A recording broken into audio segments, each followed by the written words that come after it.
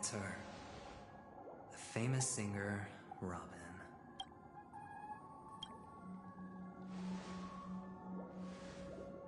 Well, first of all, can I just say that this had nothing to do with me? I'm just an unlucky bystander here. The family can testify for me. If you don't believe me, just ask anyone in the Bloodhound family. They hate me and they hate the IPC, so they'd never lie. This is not where the crime happened. What I showed you was a memory. The most basic light cone manifesting tech.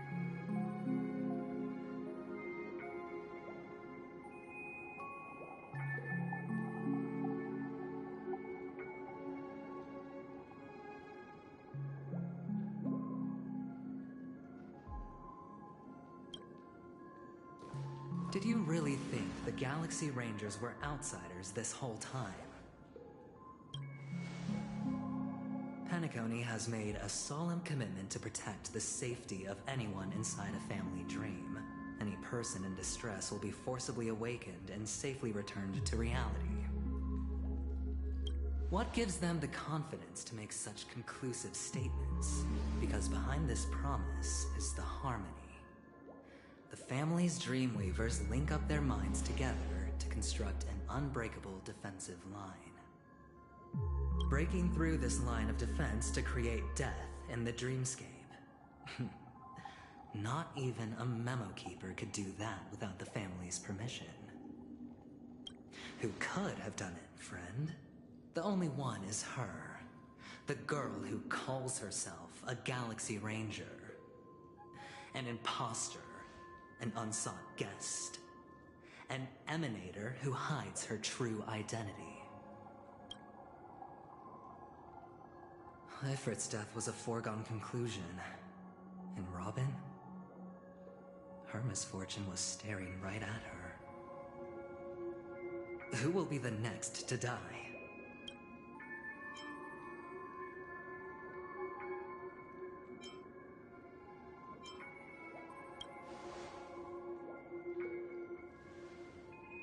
It's fine. Listen to your gut. Building trust always takes time, and I'm willing to wait. I just hope you realize that wherever that legacy is concerned, covert plans are already underway throughout Penacony. Everyone's got their own agenda.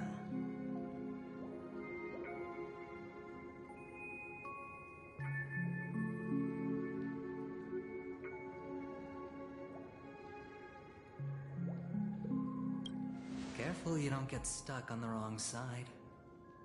If I were you, I'd keep my distance from Acheron.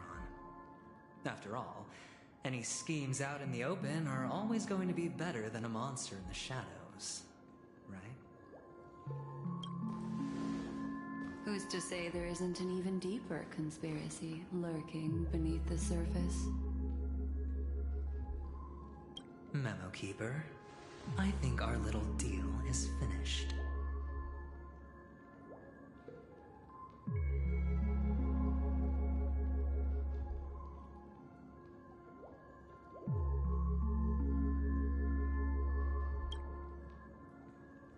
Aventurine is telling the truth. This memory is a real one, and there's no sign of any distortion grafting on. The IPC is not the Garden, and there are real limits to what they can actually do, but you know all this. Friend, let's not beat around the bush here. The thing is, I want to reach out there to retrieve some lost property for the IPC, if you catch my drift. I'm talking ownership of this frontier prison.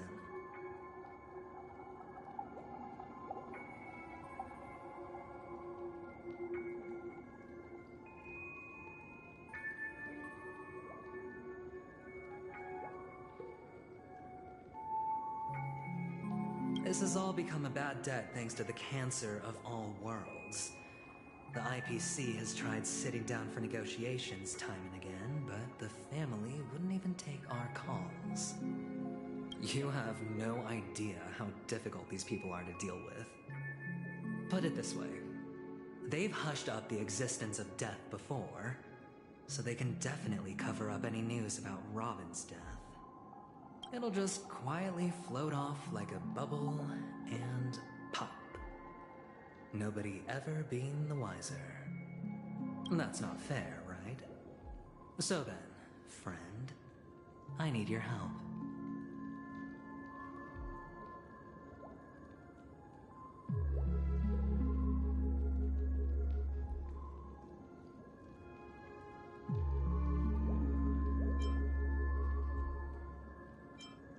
I have but only one goal. The family's front door is like a high wall, and to tear the whole thing down, I'll have to dig out a few chunks first. Once I find a weak point, the IPC will have plenty of means. Now we have our chance. So long as we can get to the truth behind her death, we can have justice for Robin. While also gaining a valuable bargaining chip for bringing the family to the table.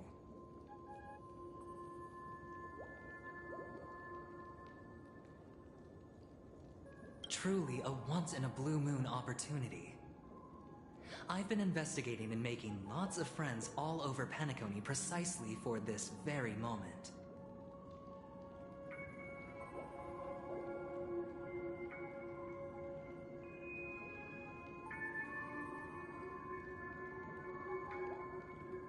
This tragic news would be extremely bad for the family, so they'll be doing everything they can to stop it leaking, especially to the IPC. But I trust that there are still a few factions that remain exceptions, and that's why I need you all. The reputation of the Astral Express precedes you, and the Harmony will give you the fairest of appraisals. You get to find out really what happened and seek justice. And I get to put it toward completing my mission for the IPC. It's what you call a win-win situation.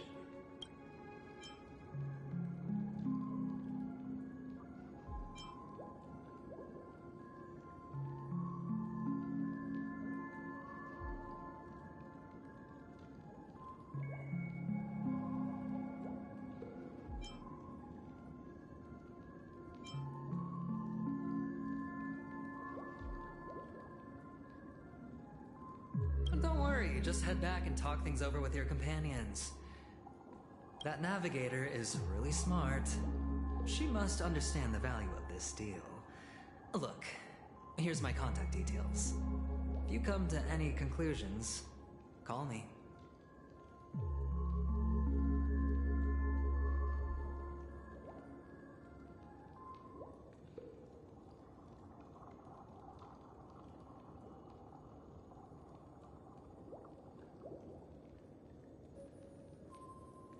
Oh, and take this. A thorough investigation can always use a little more funding. Don't mention it. So long, friend. I really am looking forward to uncovering the truth about death with everyone. Aventurine just sauntered off. He really doesn't mean to force it, but something still seems off.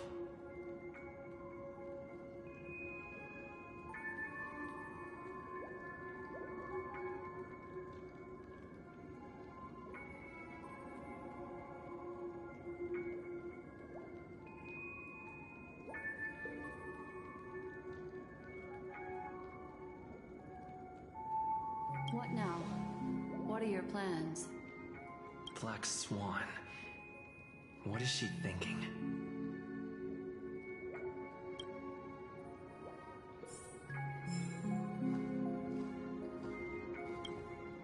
On the surface, this doesn't look like a bad deal for you. But Aventurine is a shrewd merchant whose scheme won't just be as simple as it appears to be.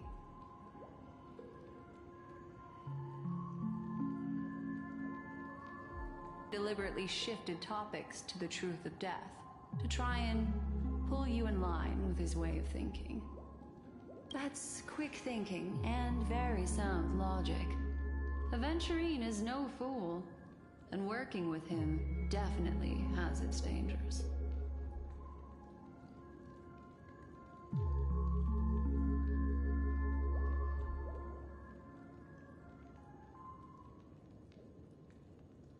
But you're talking about real evil. Anyway, be careful out there. There's more than one way to blaze a trail. In a dark forest beset by wolves, ensuring your own escape to safety should be your primary concern.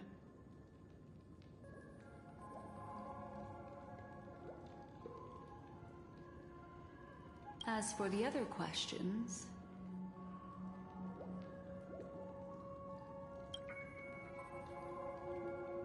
I'm not sure the two cases were committed by the same culprit, but that massive wound looked like its winged blade. We've all witnessed it in action before. Plus, it seems unlikely that there would be two lethal entities loose in the dreamscape. Sorry, I can't answer that question. That ranger is shrouded in mystery. I'm afraid no one is capable of providing an answer. But without a doubt, she is the most special guest at this banquet. It's like Aventurine said just then. It's best to keep your distance from her. Two victims appearing one after the other in a very short time span, in and of itself, that's very unusual. Two possibilities. The collapse of Penacony's dreamscape has started speeding up, making death extremely agitated and weakening the family's protections. Or everything has been planned out and executed by someone. If someone has chosen these victims deliberately, first a smuggler, then a family celebrity, then this murderer's motives are worth thoroughly chewing over. It's all happened so quickly, I can only make conjecture. After leaving here, go have a chat with your companions. I hope you can clarify the source of this confusion.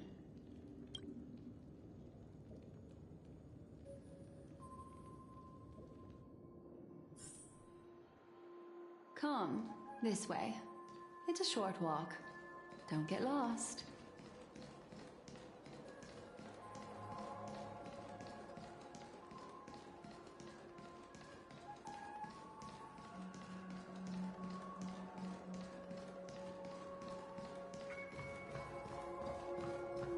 This way.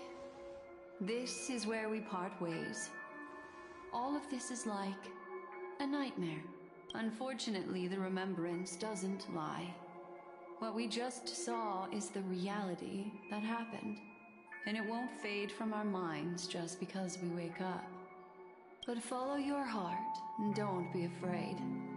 We all walk through this world casting shadows of different lengths, and ultimately, all we leave behind are precious memories.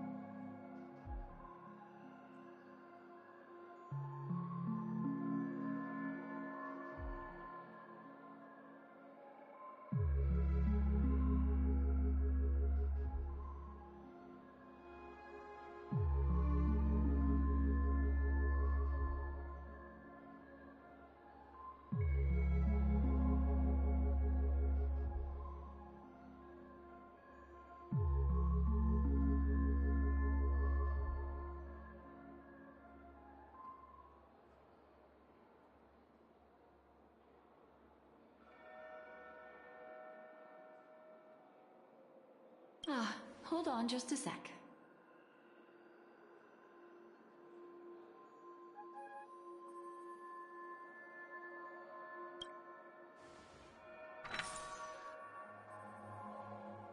There you go.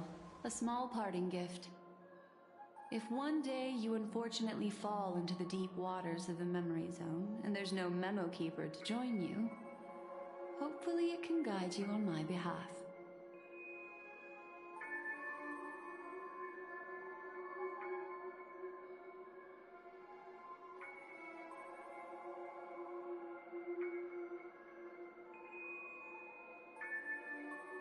I also pay great attention to the ways of the world. Just think of this as an apology from me for hiding something from you. Then, I've something private to take care of regarding that Galaxy Ranger.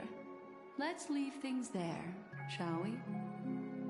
What fascinating memories will you bring for me next time we meet? I sincerely look forward to them.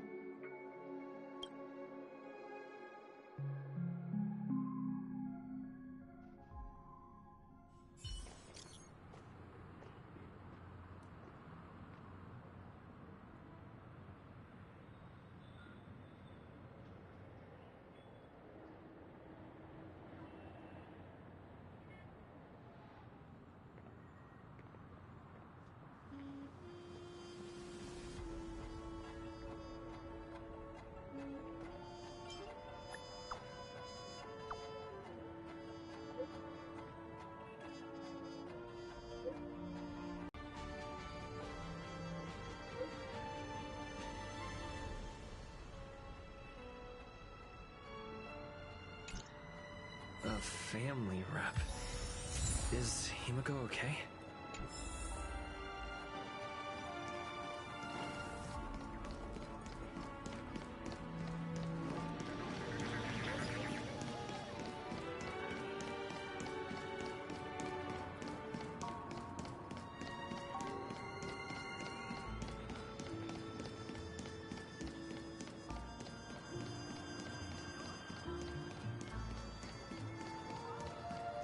So much has happened.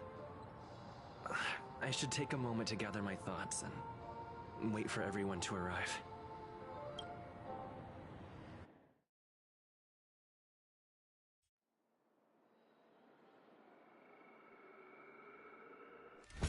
Better unsheath that blade now, Ranger.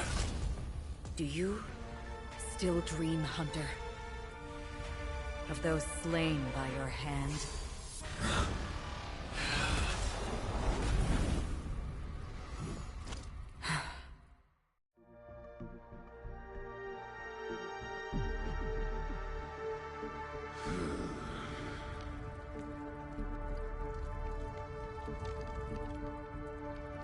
It appears the outcome has already been determined.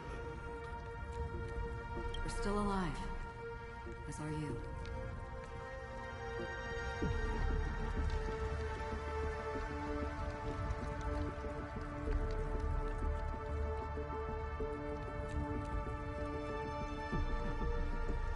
We still have room to make a choice. Leave the music box behind, and then go. Choice.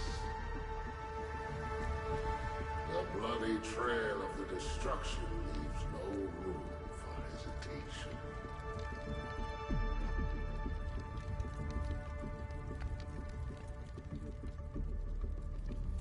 The Taurus Fire Demon. Even if you sacrifice your life for that Eon, you won't get special treatment.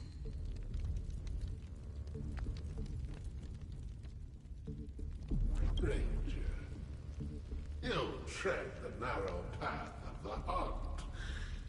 You could never understand.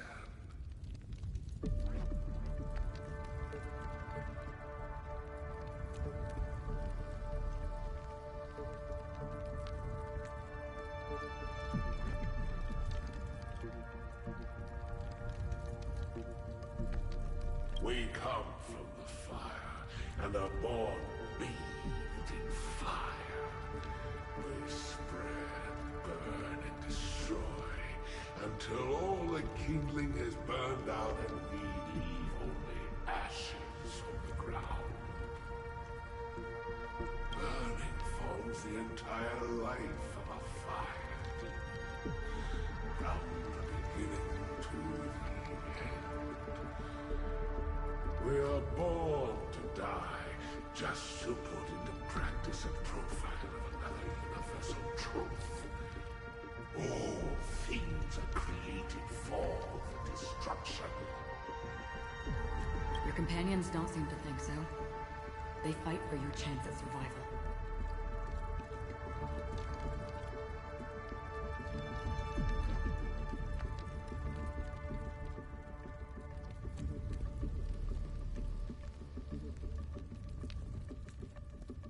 my children, and just as I was, they are flames that have yet to burn white hot. They're still young, and I don't blame them.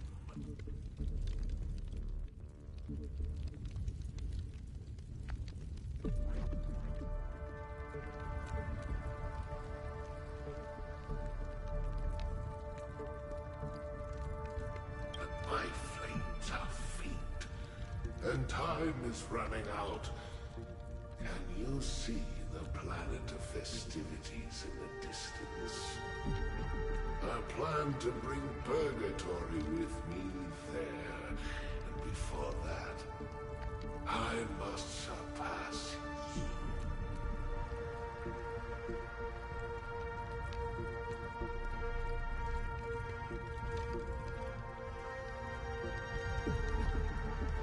Why?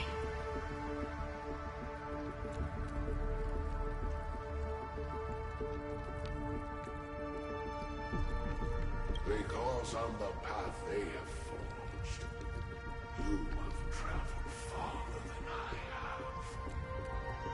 Emanator. You cannot hide your true identity. Draw that sword, for we shall indeed remain here, bound to fight a decisive battle to the death, for I choose this. Destruction is intense, but brief. To cravenly cling to life is to endure an endlessly prolonged existence.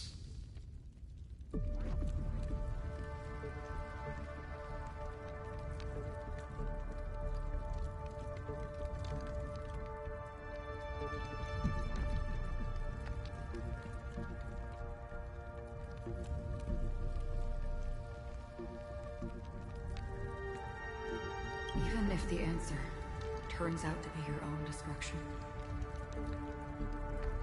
What is important is not the answer, but that it exists, just as you exist. Everything exists to be destroyed. Emanators are no different. Just as even sweet dreams may be born of the void, the so-called impossible is merely something that is yet to happen.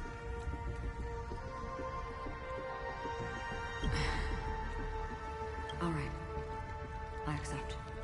You shall witness the most brilliant and intense fire in existence. May this flame illuminate the farthest reaches of your bottomless dream. A bottomless dream. Yes, that's right. But you've made one small mistake. This blade remains in its scabbard not out of pity or scorn. It's a personal secret that I don't want to disclose, but perhaps out of reciprocity.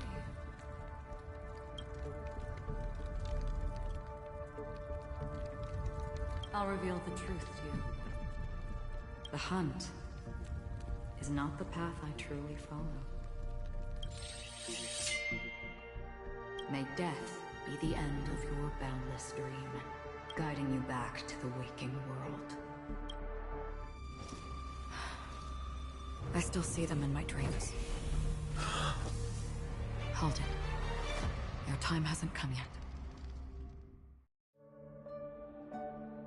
My time? I've seen many clever disguises that can conceal appearances. But they can never cover up who a person really is. And you're no different. You had no desire to kill the Trailblazer. You only did what you did to drive me and the Memo Keeper away, but... You know, Elio. I thought this is just the kind of thing that'd get written into your script. My script has always been brief. Anything beyond that is unnecessary. He knows my nature. There is but a single destiny from which no one can escape. And until then, I hold the privilege of choice.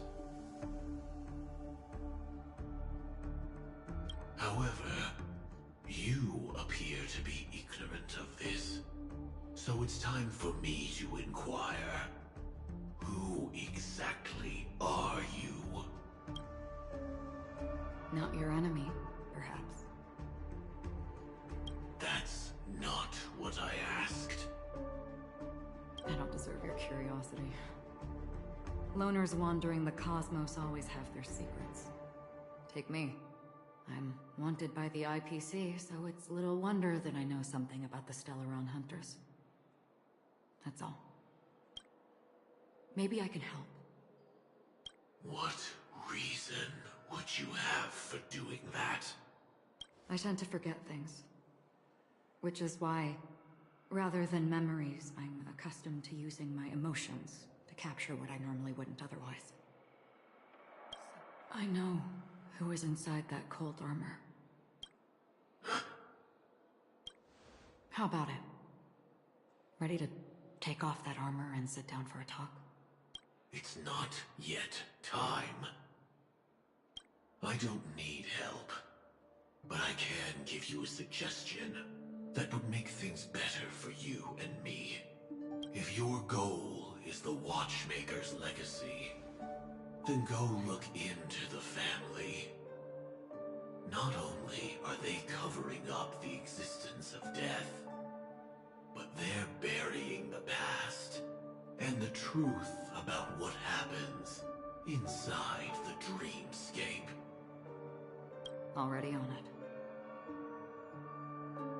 And the Astral Express is no enemy of yours. I know that. I just never expected to hear you say it. What's next then? The Trailblazer's been taken by Black Swan. Will you go look for him? No need for that. No harm in mentioning that Elio's only given me one instruction. Get all of the Astral Express to track down the Grand Legacy. I tried settling this in an easier and more direct way, but as you can see, here I am, confronting you. I failed. Can't ever go against the script.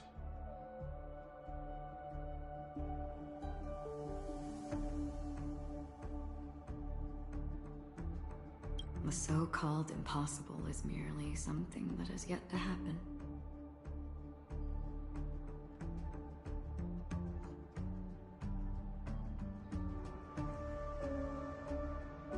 That's it. Before we split, can I ask you one more thing? Is there anything else in your script about me? I'd like to know what kind of footnote I get to leave in that future foreseen by destiny. Unfortunately, not a thing came up. I knew it.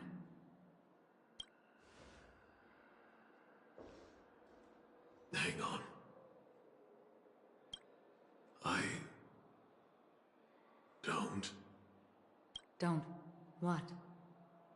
Your first question was, do you still have dreams about everyone who died because of you?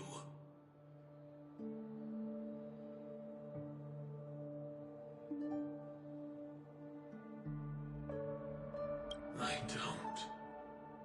Never have.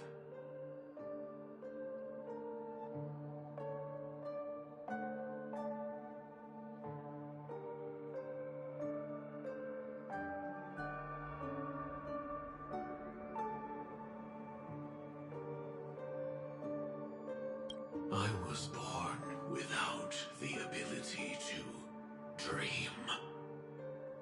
I live for this cold, harsh reality.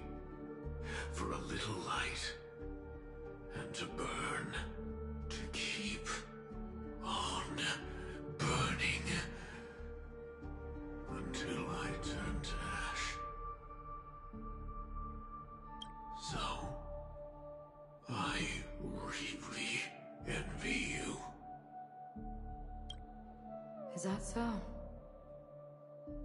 Then you're already living in the waking world.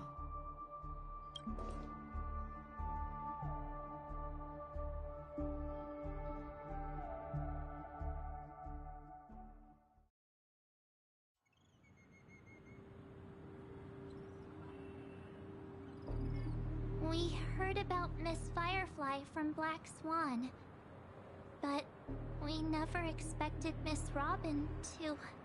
Oh, I'm sorry that I couldn't be with you then.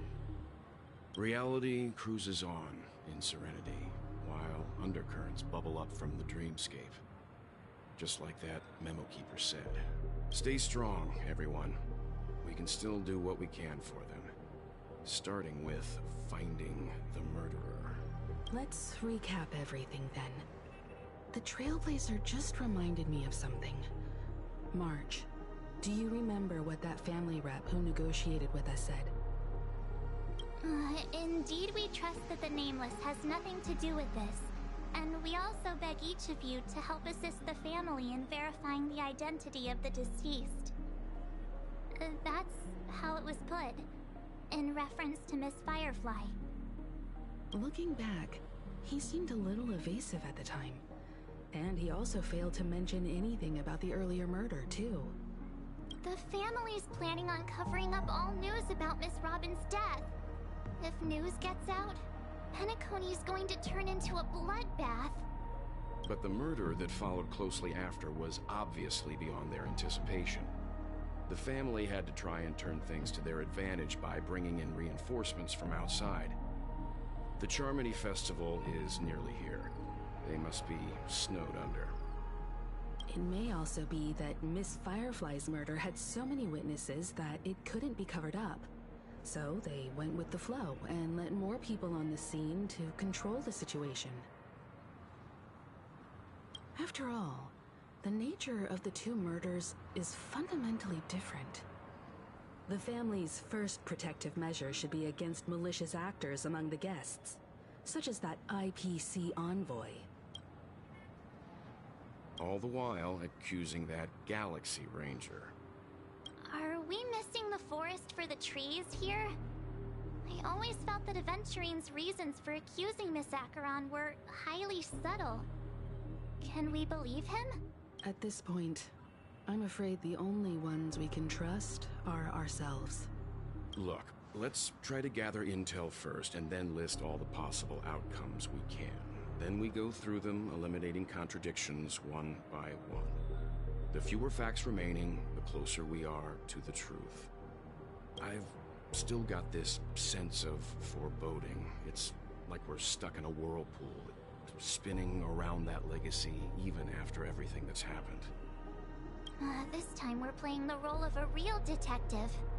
But before we start, what are we going to say to the family and Aventurine?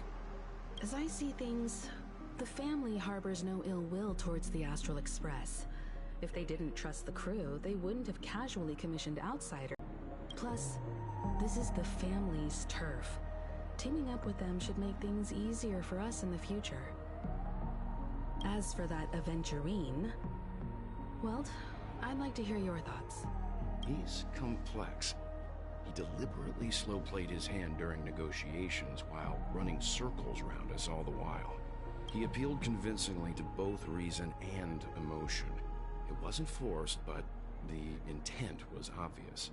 Still, it's good to have contacts among all this uncertainty. Aventurine showed his skills, and as far as our interests are aligned, he can become a reliable ally. We also need to keep a certain distance from the family. Never let them get too close. Teaming up with the IPC helps balance that out. If either side makes a move, we have the option to pull out. So you suggest accepting Aventurine's proposal to team up? Yes. It's risky, but we can only wait until both sides have played their cards before making any further judgments. I get why, but there's a whole lot of bad guys and girls around here, and I'm worried about getting stabbed in the back.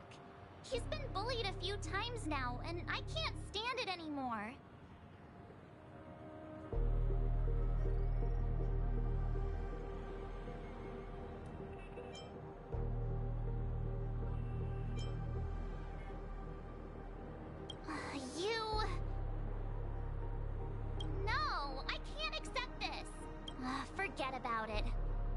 keep an eye on him. If that doesn't work, we can just turn the tables and use him instead. Then, could you please reply to Aventurine? Everyone, take this time to put together your thoughts.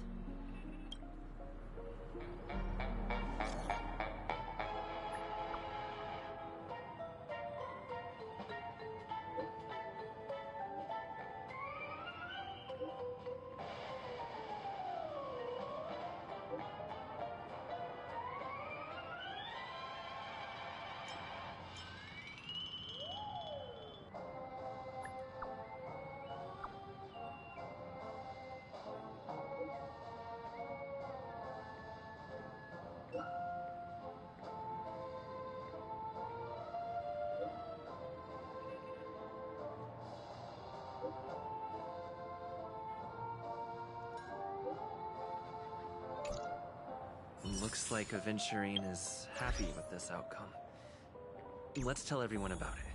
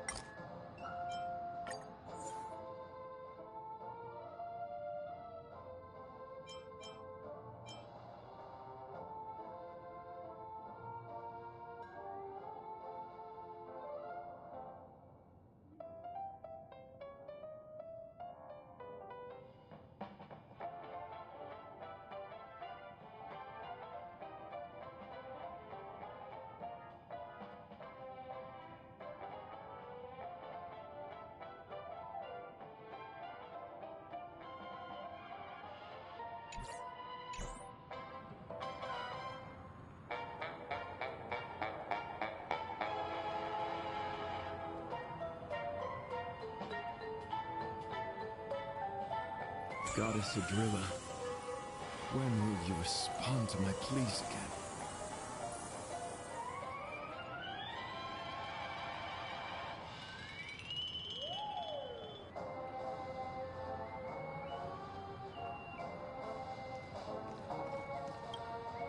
Aventurine's goal is to try and recapture Penacony for IPC. To do this, he'll have to bring down the family in its entirety to create a big enough chance. The existence of death will be covered up by the family. So how does he plan on taking them down? It's gotta be something important enough that everyone will notice. But it also can't be anything too out in the open.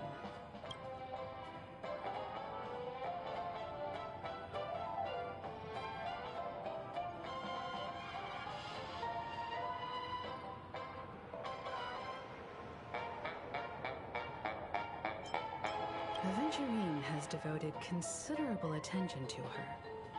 But this Galaxy Ranger, we know hardly anything about her and can't rush to any conclusions. He's definitely going for the family, and it's just a matter of how. The harmony is strong in Penacony, and almost impossible to take on head-to-head. The fact that the IPC dispatched Aventurine shows that they do not intend to simply play by the book here. An attack on the hotel guests? Unlikely. Penacony's guests include quite a few bigwigs known throughout the whole cosmos. People who not even the IPC would dare take lightly. Aventurine is a shrewd merchant, and there's no way he doesn't know that. I was also considering this possibility. Especially because he respects you so much, and has sought you out before a few times. Perhaps he's also unsure of your intentions and is probing you.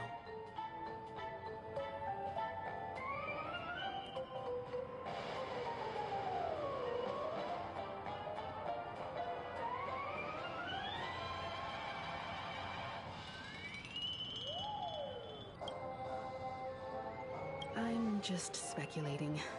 In any case, we have to be careful when handling Aventurine.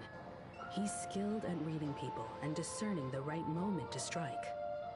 Also, he's clearly a born gambler if he's willing to go all in to win.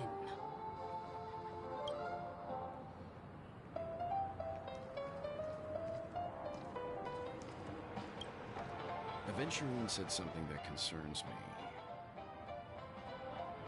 He accused that Galaxy Ranger of killing Robin without any evidence whatsoever, but said nothing about her connection to that memory zone meme or why he was stalking you. It was a groundless accusation, which only serves to make him seem more suspicious. Maybe Aventurine's goal was never to gain our trust. Maybe he wanted to foster a feeling of enmity towards Acheron and make the situation more volatile. Two birds, one stone.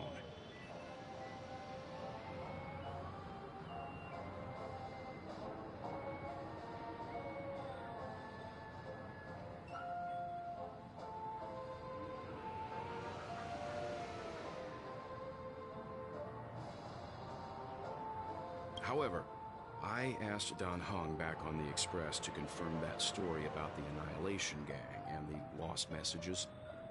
It wasn't something that Aventurine made up out of thin air. You've met her many times now. What's your impression of Miss Acheron?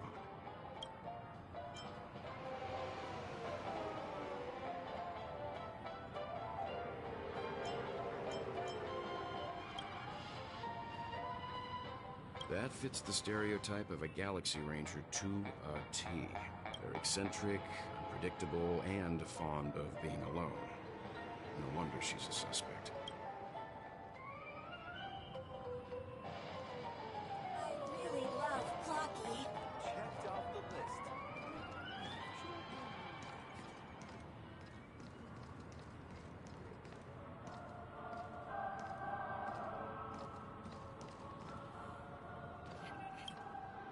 I hope it's not too soon to bring it up, but I feel like Miss Robin isn't actually dead, but that she's still alive and well. Somewhere. That everything's just some horrible prank. Because aren't we supposed to be inside a dream? How could someone die in a beautiful dreamscape like this? Shouldn't only good things happen here? Whenever I see the Grand Theater, I just can't stop all these thoughts from flooding my head.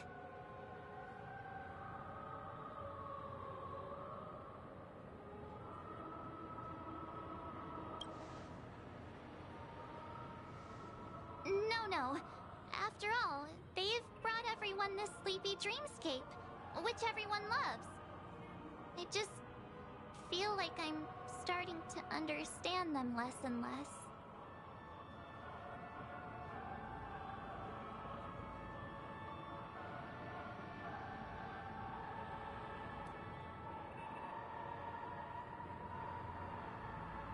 Nobody knows what's happened. It's all so unreal.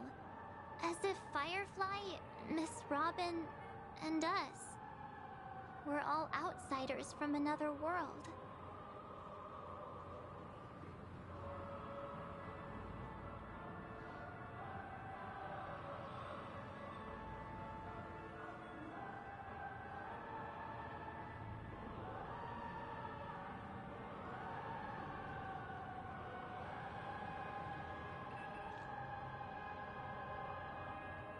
Aw, what a mess. I really want a nice cool drink of soda to help me calm down. But then I'd be just like everyone else out on the streets. Looks like Adventurine doesn't need anything else. Let's turn our attention to the family's assignment for now. Himiko, what do you think?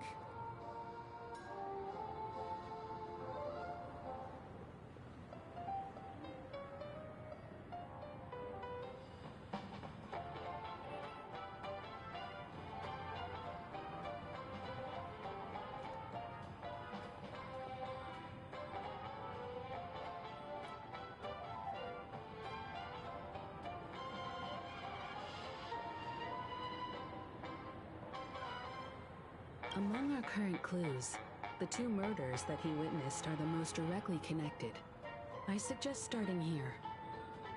One thing I'm curious about is, if a person dies in a dream, what happens to them in real life? Seeing as we're at the family's behest, why not pop back out to reality and verify Miss Firefly's situation back at the hotel? Perhaps we could also make a few inquiries about her while out there.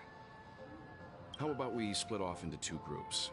There are still some things worth focusing on inside the dreamscape.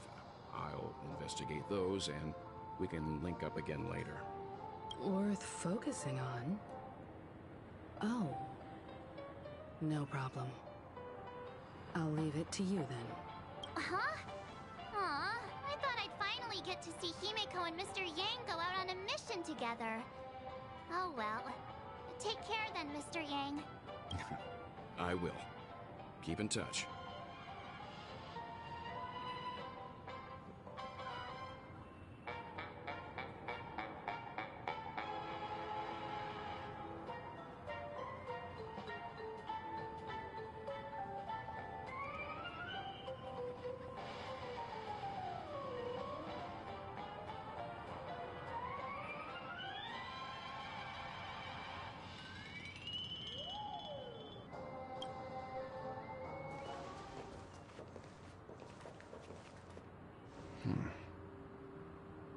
Honored guest, could you come out for a second?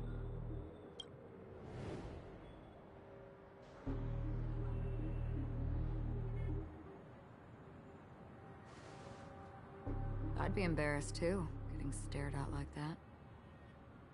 Forgive me. My name is Welt Yang. I'm one of the crew members on the Astral Express. I believe you've met my colleagues. Welt. Is there something about my name? First, don't you want to know my name? I already do, Miss Acheron. You're a prominent figure in Penacony. What are they saying about me? Some claim that you're the real culprit behind these murders, that the Annihilation Gang's tragic fate at the banquet was a result of your blade, and that you're now attempting to unleash another bloodbath on Penacony.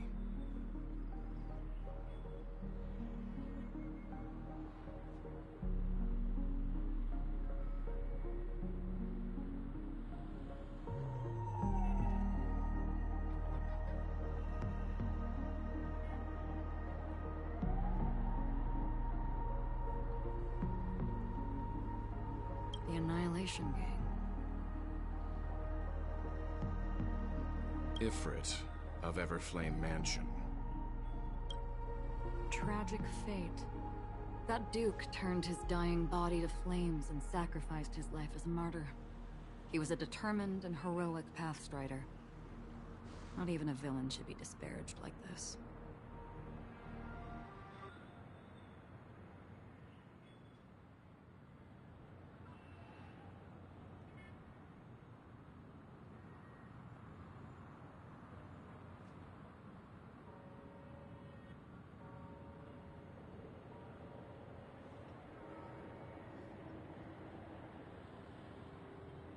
And what's more, there were plenty of suspects invited.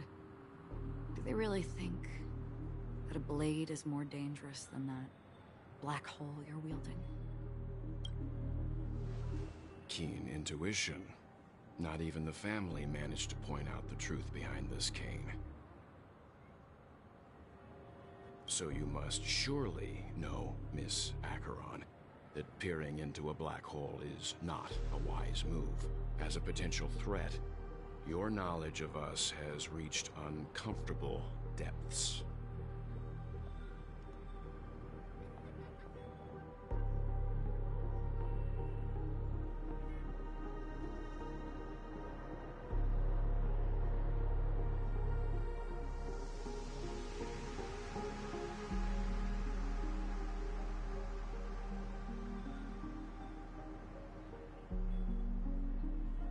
Reveal your true identity and intentions. Otherwise, brace yourself for gravitational disintegration. That shouldn't be necessary. But if it makes the Nameless feel less defensive, I'll be happy to abide. Believe it or not, Galaxy Ranger, Acheron, those are the names I go by to this very day. My trip to Penacony is solely to fulfill an old, final request. I'm here for the Watchmaker's legacy. And that's it. I think I've been honest enough. Still unwilling to reveal your true identity? It's not that I don't want to. It's just that I can't. I've come so far, and I can't sum up all of that in just a few words. Everyone has their own unspeakable past. Secrets that they don't want to be revealed. And I won't be asking any more questions, such as why the Astral Express is roaming around the cosmos with a Stellaron on board. Is he okay? That memo keeper didn't do anything, right?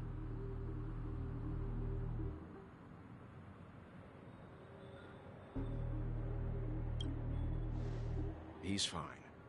Let's stick with the topic. Gaining my trust all depends on how much you're willing to reveal.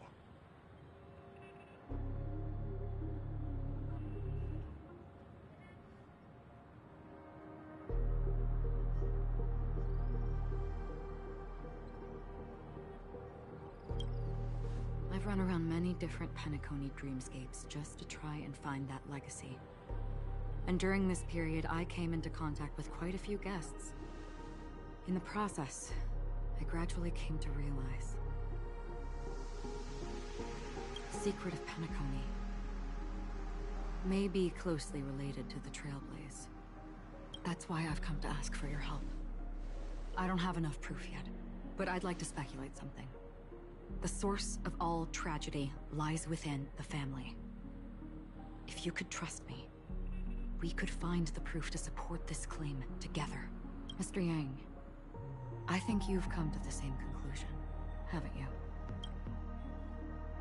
Let's leave it at that. For now, I'll choose to believe that you bear no hostility. Share your findings with me and me alone. I don't want vague conjecture to interfere with other people's judgments before we find solid proof. By the way, would you like something to drink? Before we go, how about 2 cups of Wake the Heck Up? No, 4 cups, because the conversation coming up will last forever.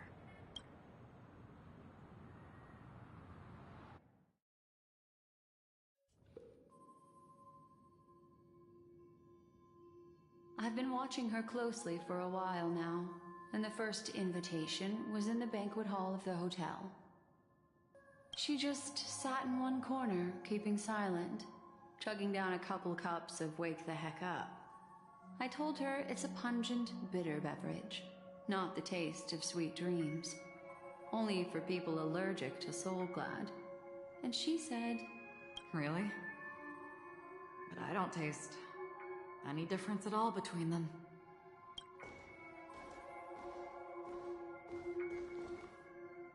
The guest rooms are charmingly minimalist. An aesthetic you share, Miss Acheron. It's a cinch, this music box. The invitation received by the Annihilation King. There are latent memories that linger on it yet. You see, memories of you are not yours alone. They travel in other people, other things. I know much, and I can predict even more. With some help, the dead can be made to speak.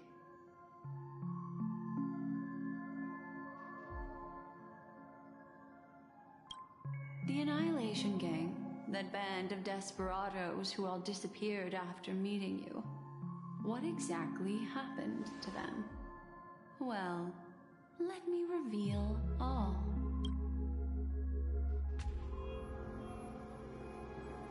Gradation 12.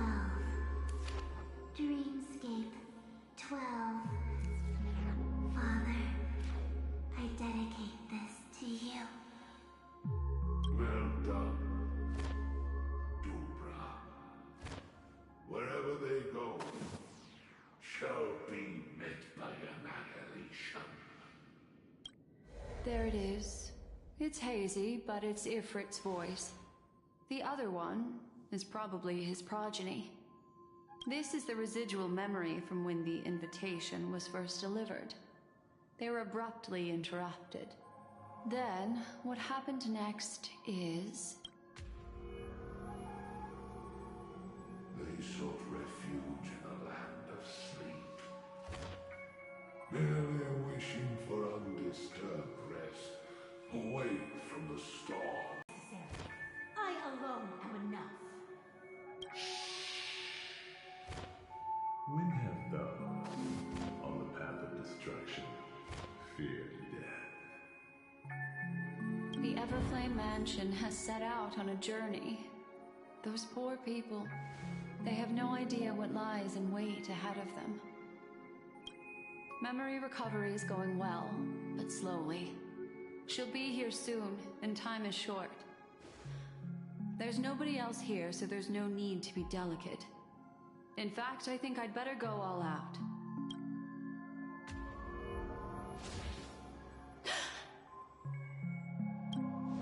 What happened?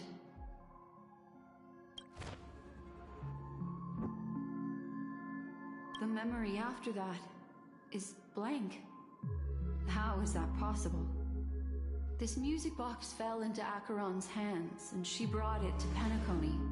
That's a fact, and that's how it should have gone. But along the way... it's like it's been erased. Who's done this? Who are you? Who are you? It's... No. Is this not a memory? Oh, a memo keeper. Do you serve the Garden of Recollection? Or the Cremators? My name is Constance. A pleasure to meet you. We were supposed to meet in Penacony and spend an unforgettable time together. But that seems unrealistic. Dolly is not welcome on the banquet store, and I don't need a coming-of-age ceremony. And you? I know what you're looking for. Want her secret? I can give it to you, and then you can enjoy the banquet for me. I wish you unforgettable memories.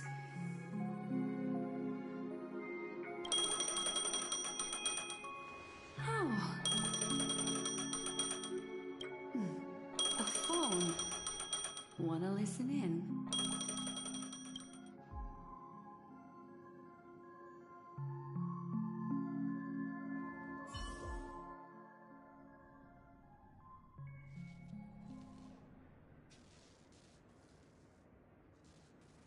A few days ago, the IPC made an announcement.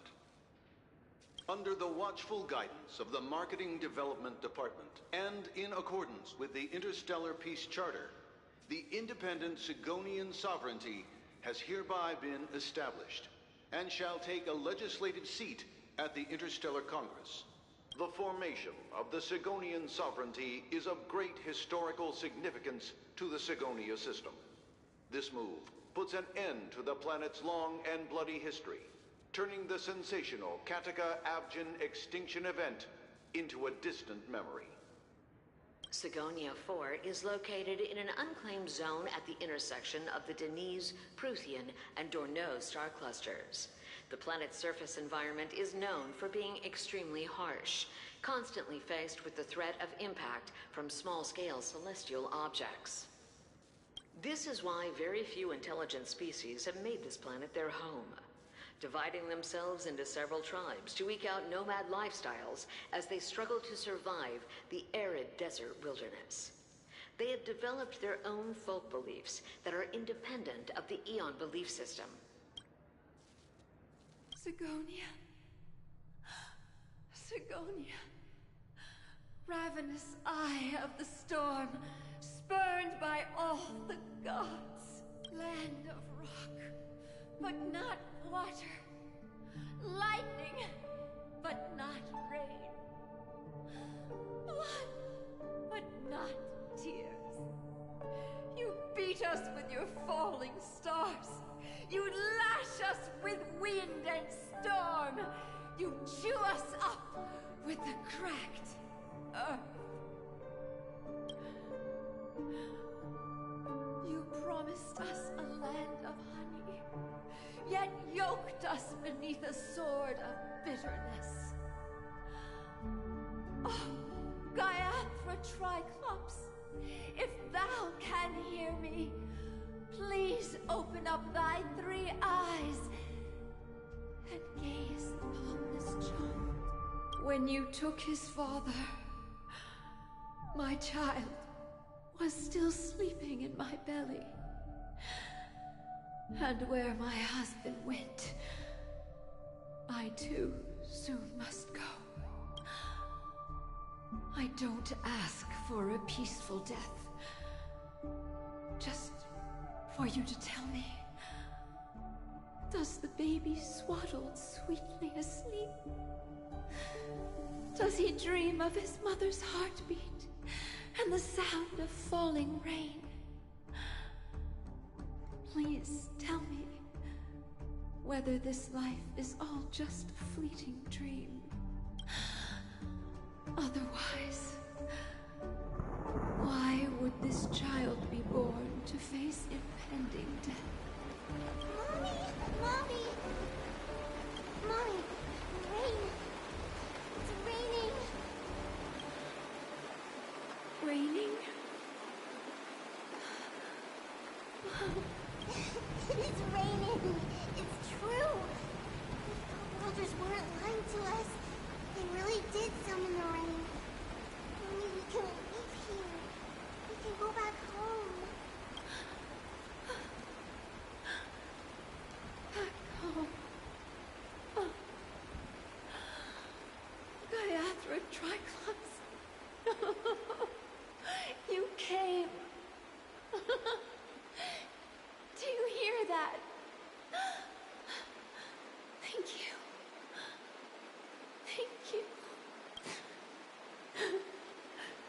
Darling, listen. This is the sound of rain.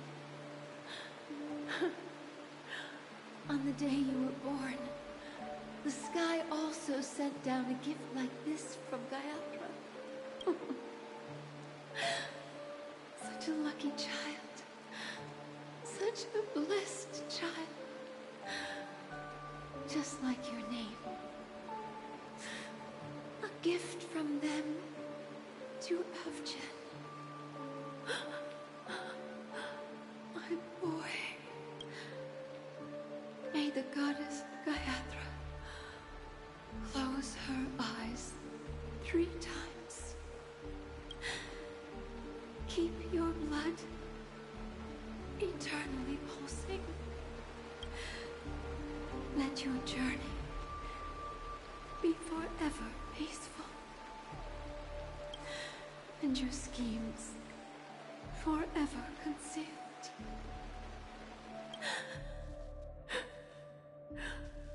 Welcome to this sad world, Kakavasha. Time to wake up, gambler. Oh, heavens. I must have drunk too much Soul Glad. Didn't expect you to be back so soon. How is it? Find anything? Just as you guessed. Nobody outside knows about Robin's death. There aren't even baseless conspiracy theories. They're still streaming the rehearsal for her ceremony, using a stand-in, I guess. They must be dreaming. Of course. Who could imagine that death would actually descend upon the idyllic dream created by the family? Let alone that the victim would be the female lead of the Charmony Festival.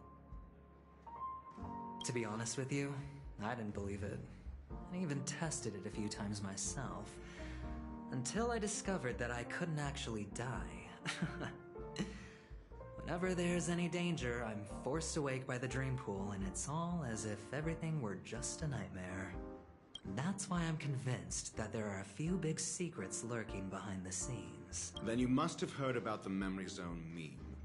When I graciously deigned to establish connections with the Oak family on your behalf, they were quite in a pitiful state of disarray. Besides Robin, there was another body. I don't know the exact details, just that it was a stowaway. 2 murder cases? I told you something seemed off about the Nameless. He must have come across the other one. This murderer is a psycho. But I have to admit, the case should be easy to crack. We can leverage the family's malfeasance and let the IPC use this as a reason to intervene.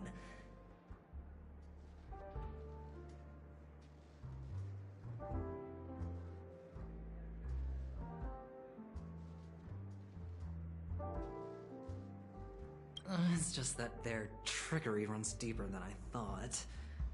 Robin's stand-in was all ready to go. These 2 murders are definitely getting hushed up. What should we do? Let me think. It's too rare an opportunity to miss out on, so I gotta be careful.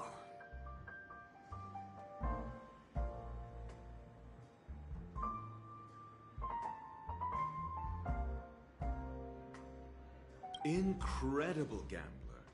Have you already exhausted your limited repertoire of tricks so soon?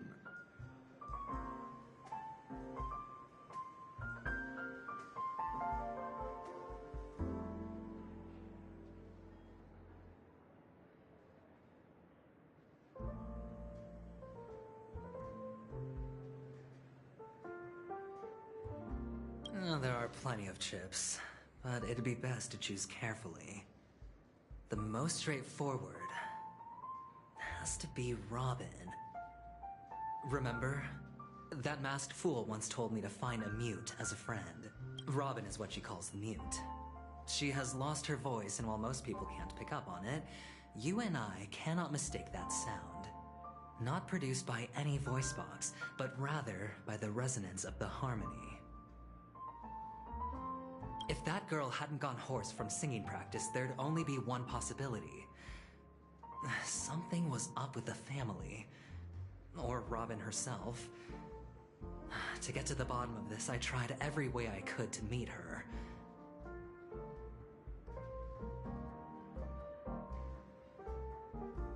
But she died. Right before my very eyes.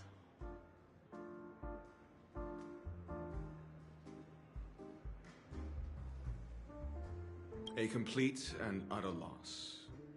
Incidentally, it seems to have...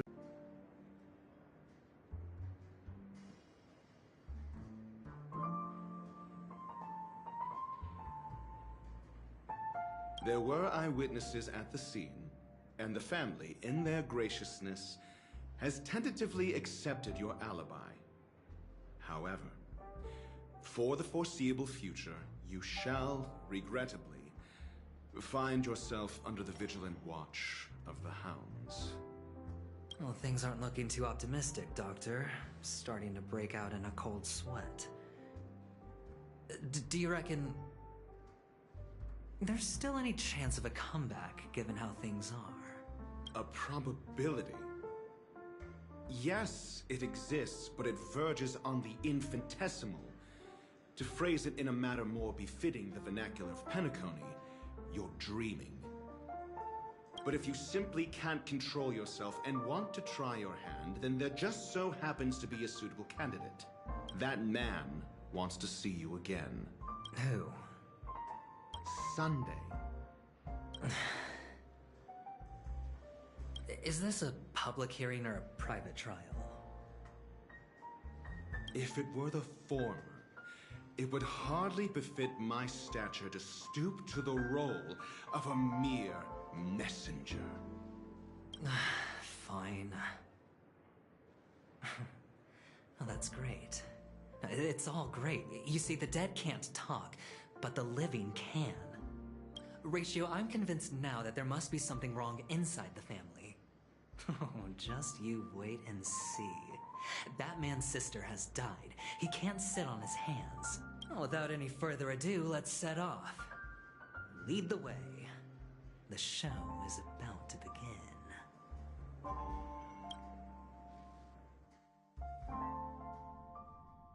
We're here. The Dewlight Pavilion is the Oak family's fortress and a place where heads of the families meet to discuss great plans for... Fortress? I like this metaphor.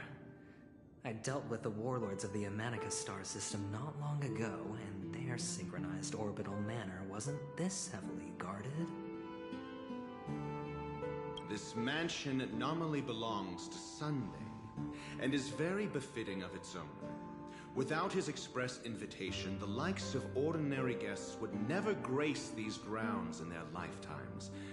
Look around while you still have this moment of freedom. Hey, Doc, whose side are you on anyway? Who's to say I won't sell you out? We'll see. When we meet the authoritarian master of the Oak family, I'll pry an answer out of him. Follow me and I'll bring you to his parlor. Hold your tongue and let me deal with the members of the family.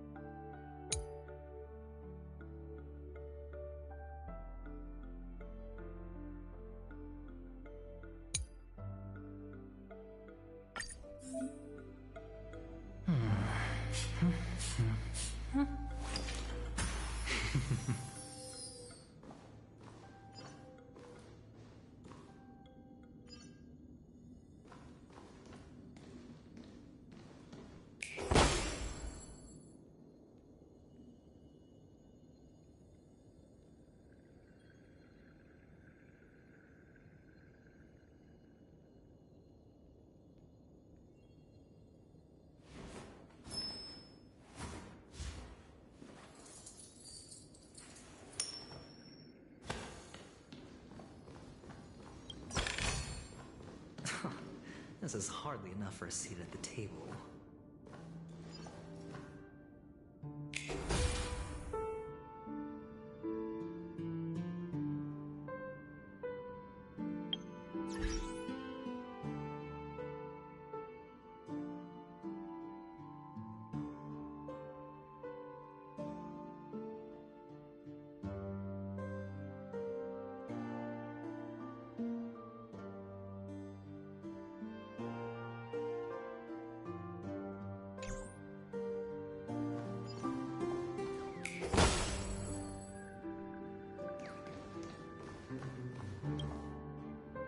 Two, that's a place of business. No intrigue.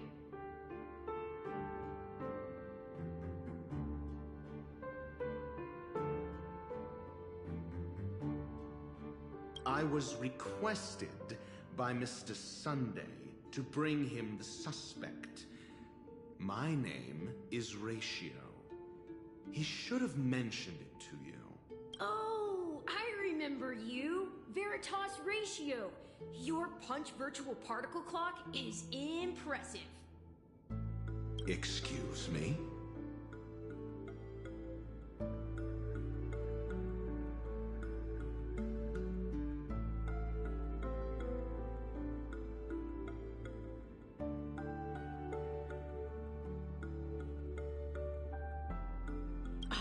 The one on your head. Of course, it's nothing compared to my full pocket dimensional annihilating power armor of the Mobile Knights. Right, and as I mentioned, that fantasy raiment of yours doesn't exist. That's because you can't see it. Like I say, only family can see the glory of the Mobile Knights. Enough. Get going. Don't keep Mr. Sunday waiting. It seems like the idiocy index here is no better than it is out there.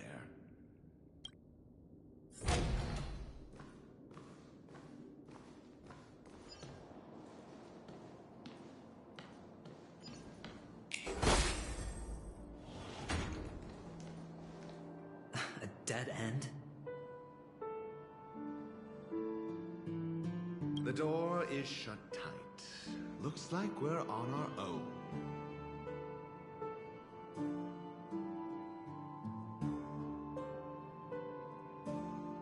I mean, there isn't a door.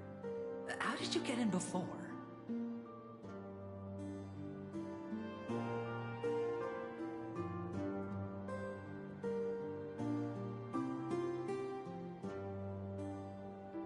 For security reasons, the family built the administrative site deep in the dreamscape, with the mechanisms hidden in these Nightingale statues.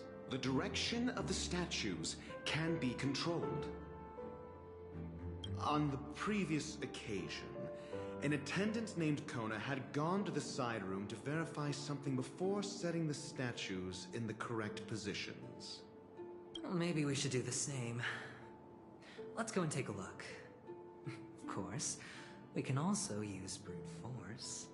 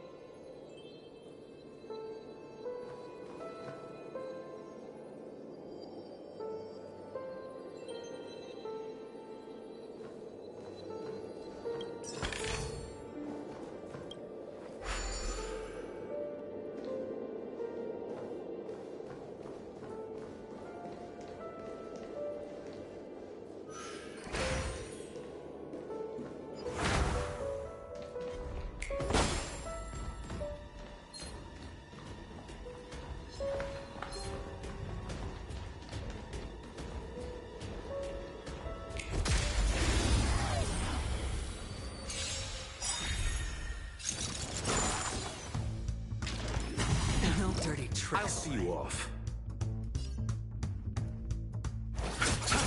Hope you're prepared.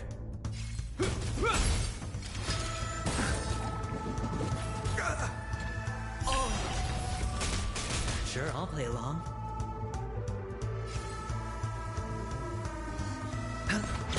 The times are changed. Heaven surge. Rise!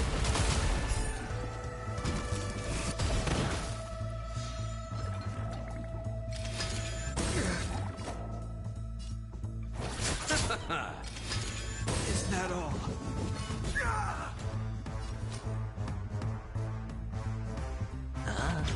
This ends here.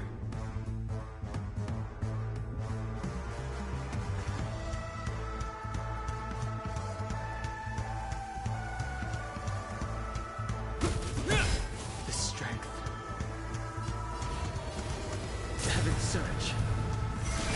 Break! You chose the wrong enemy.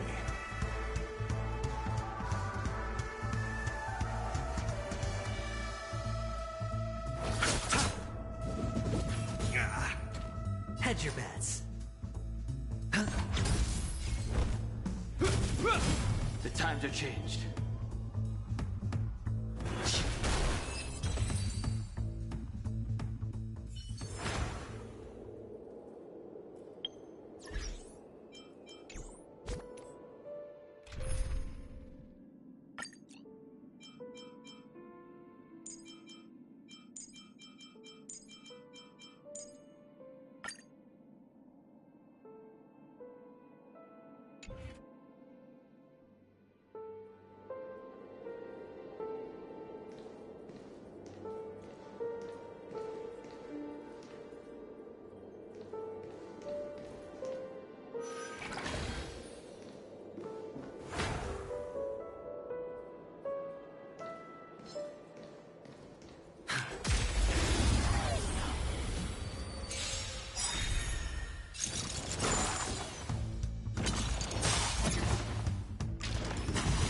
Dirty tricks, Lorraine.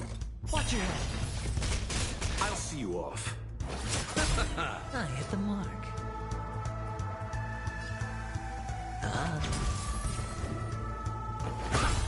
The times are changed.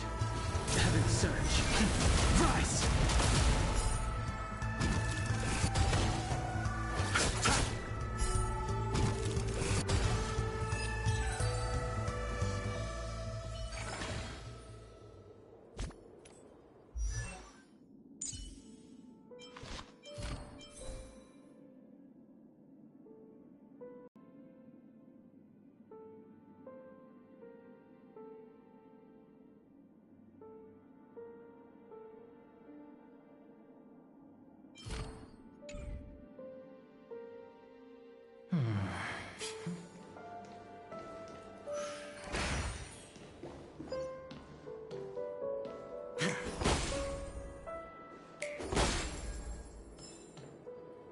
Six nightingales facing in different directions. An obvious hint.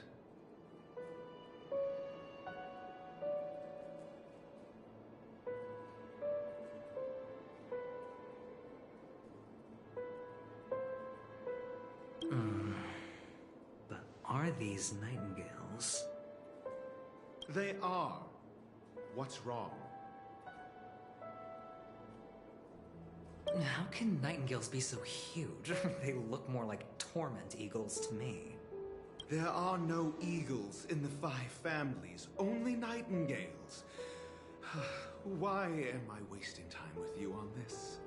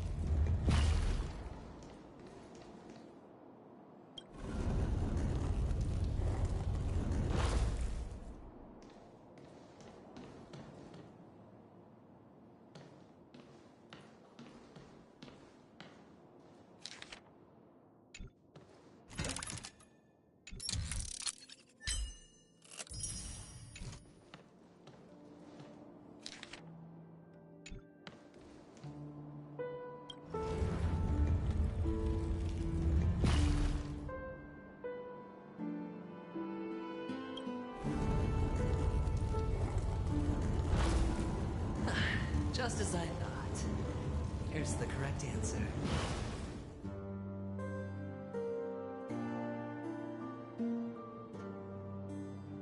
A truly miraculous discovery. Perhaps I should offer you the chance to join the Genius Society. Really? Well, I thought you'd given up on that already.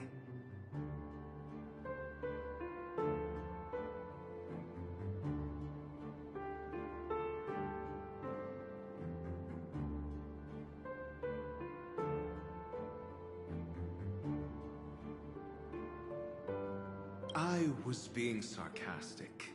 Can't you tell?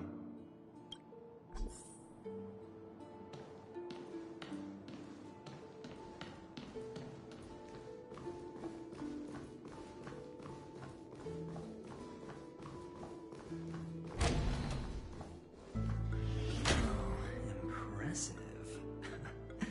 So much for Mr. Sunday's reserved, virtuous image.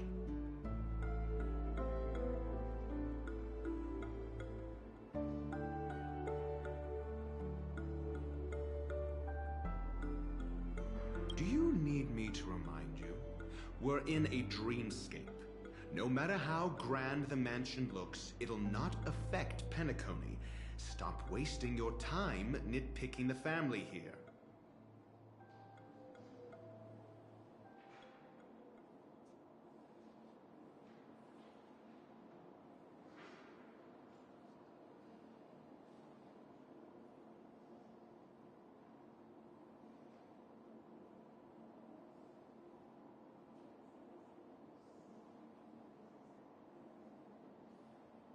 Yeah, you're right.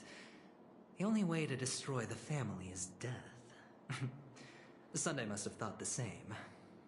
Let's head down.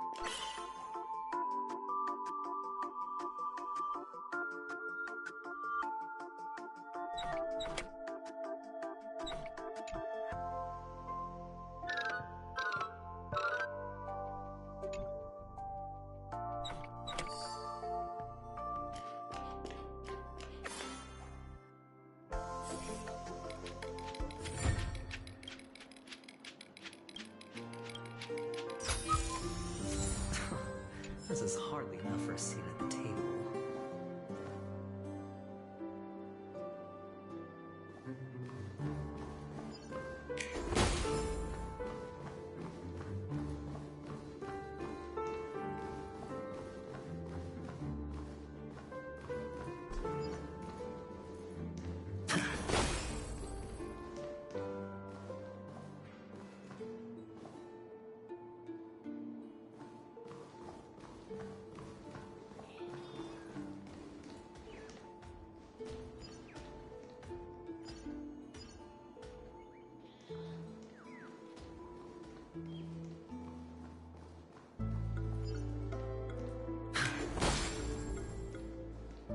Hold on. Huh? What's wrong? Are we heading the wrong way? No, but this door is locked. My friend? Did you really make an appointment with him? It's a trial. You got to prove your worth to Sunday before you can speak with him. If I'm not wrong, we need to find a way to open this door in the hall, or this place will be our prison. Oh, an escape room. My favorite. Get serious. I've no time for games. Let's head back. The hint is probably in that prominent sandpit. Wow. That's an enormous sandpit. I'd love to build a tall building for myself. Once I have enough savings.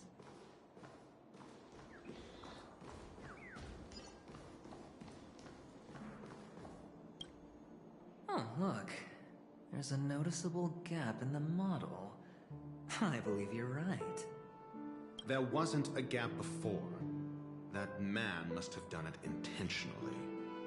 Well, with your brilliant mind, you shouldn't have any trouble recalling what was here last time. Right, Doctor? Of course. Let's look around. When I see it, I will know it. Fine. Fine. Why do I feel that we're pursuing a degree in burglary now?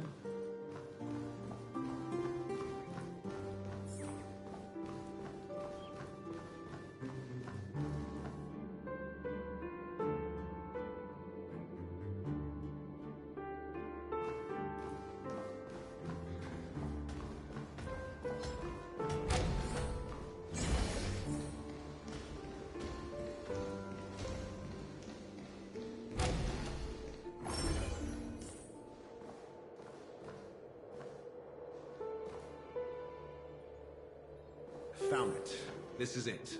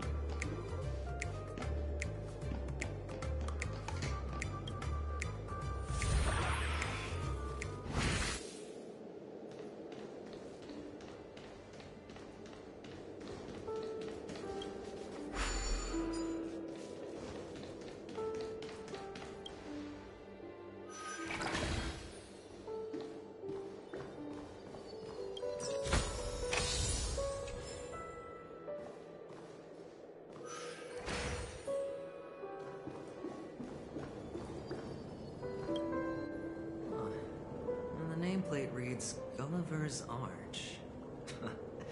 Well, I'm amazed you can remember something this tiny. You know, this reminds me of a tunnel I once saw that could shrink people who passed through it. If I were you, I would shut my mouth. It's wise to remain silent when you should.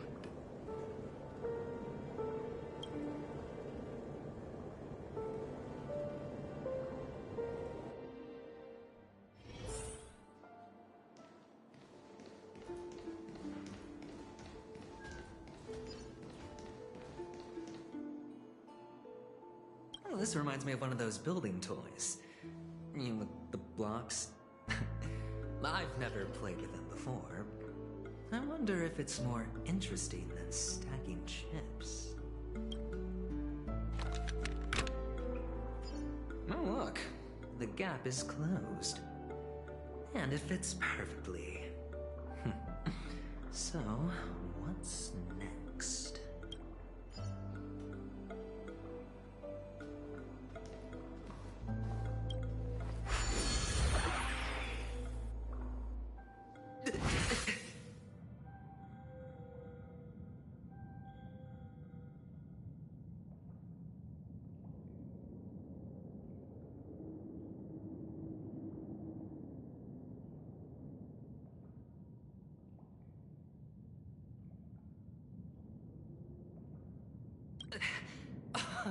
Oh, good heavens.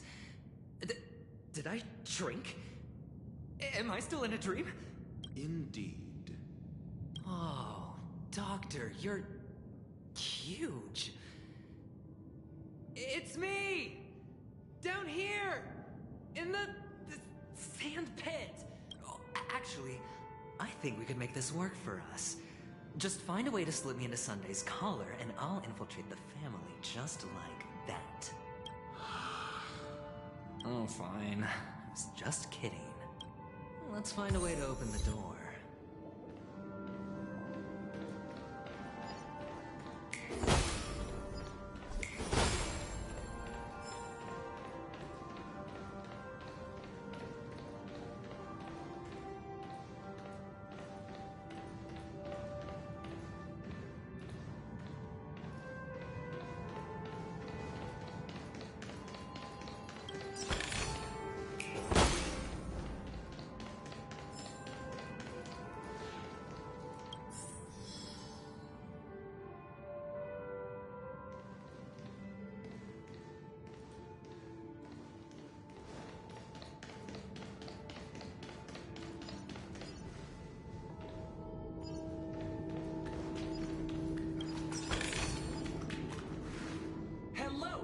Welcome to the Golden Hour base model. I am an Oak Soldier. I will be here to guide you through the tour of the base model. Happy to be of service. And tell me about the tour. Hello! I am an Oak Soldier. Model. Happy to be of generating guide. Please wait patient. Found the nearest check-in spot. Please look behind me. A capsule machine model.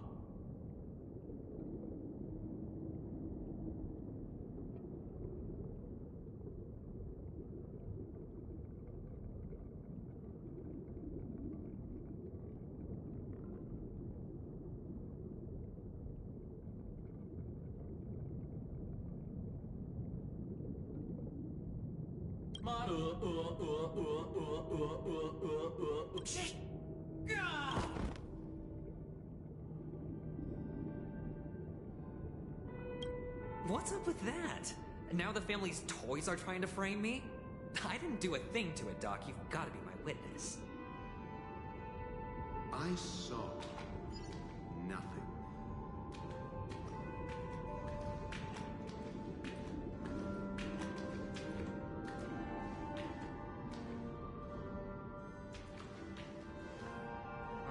Capsule machine. There's no mechanism on the floor. Could there be one at the top? Doctor!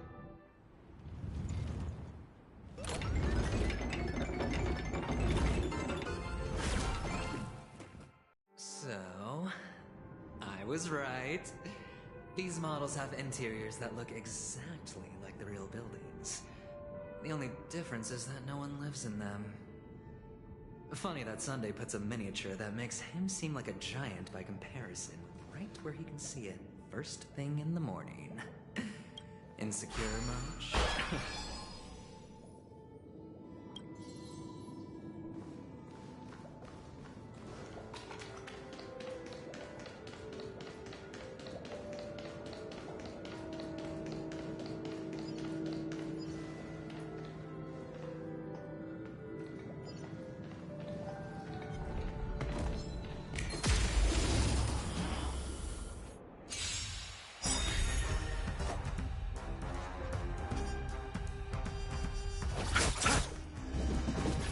No dirty tricks already.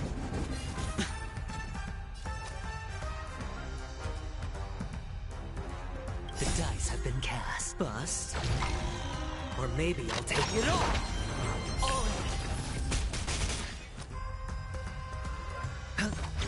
Your answers?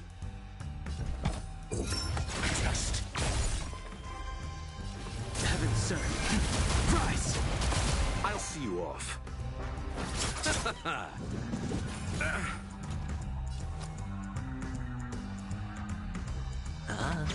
I'm asking questions.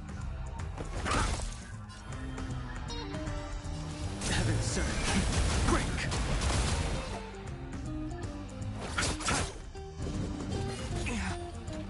Sure, I'll play along. Your answers?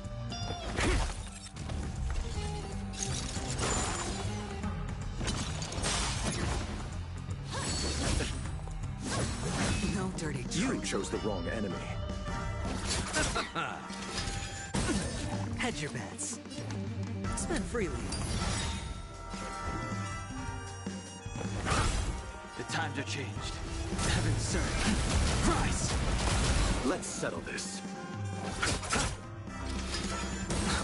Watch your head.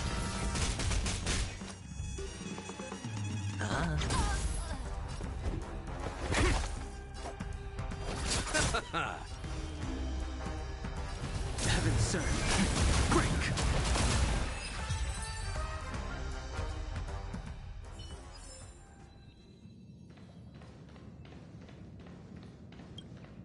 Oh, one of the fragments flew upstairs. I'll need to use the pinball machine to flick myself up there. But it's tough.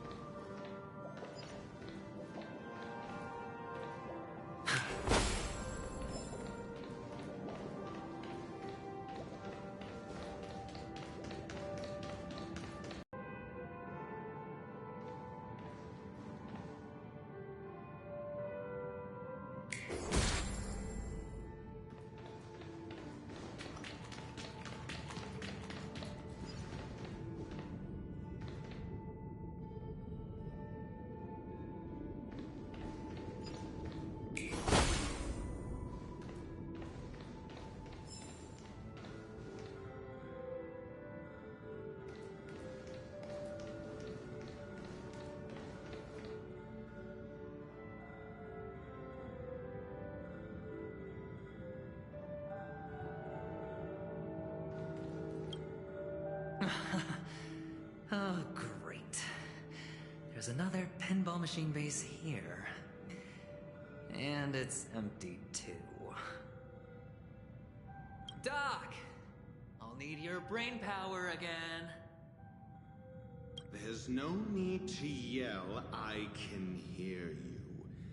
The pinball machine must be hidden somewhere in the hall.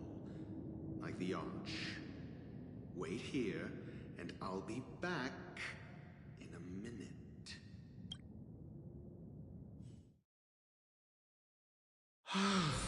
Finally, a moment of peace.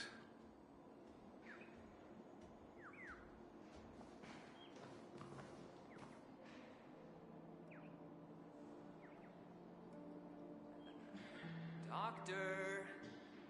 Shake a leg. Without that pinball machine, neither one of us is going anywhere anytime soon.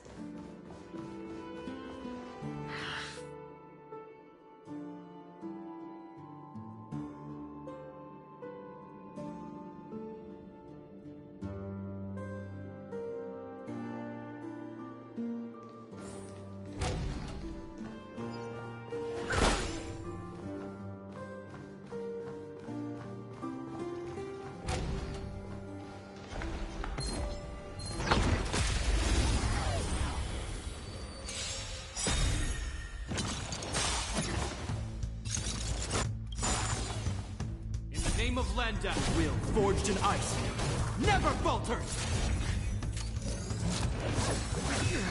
I'm asking questions. You chose the wrong enemy. This ends here.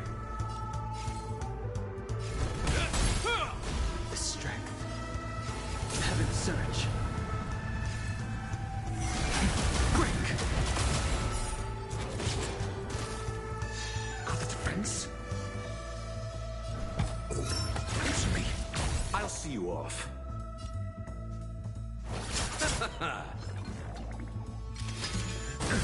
Hope you're prepared.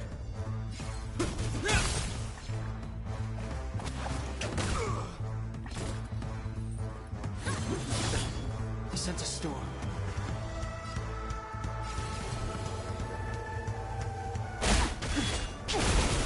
You chose the wrong.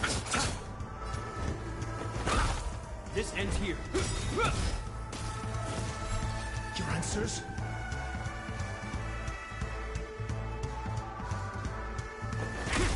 I'll see you off.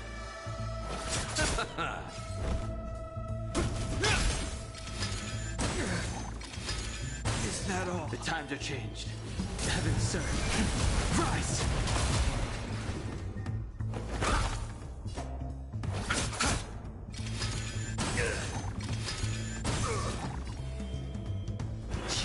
I'm asking questions. SAS per cubit. Knowledge, the measure of truth and falsehood.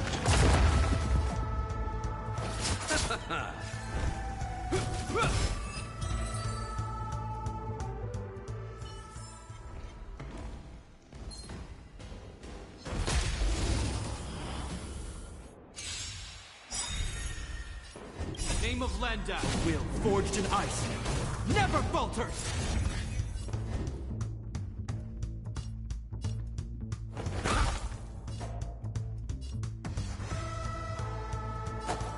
Bloom. You have my gratitude. Is that all? It'll heal.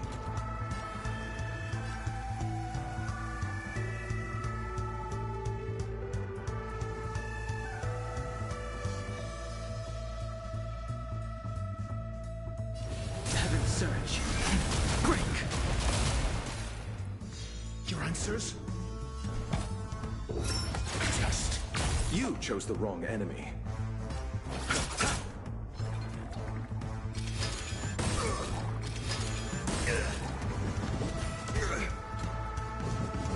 It'll heal.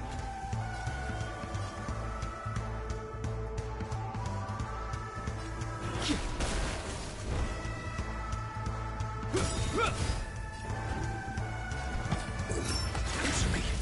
I'll see you off. Is that all? Inevitable. I'm asking questions. Awaken dormant scales. Blood cleansing dragon.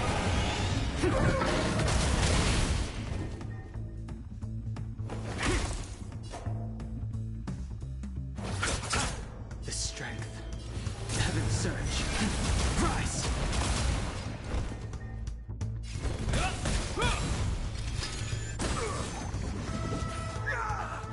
Got the defense? You chose the wrong enemy. Heaven's surge. Break! Your answers? Let's settle this. Hope you're prepared.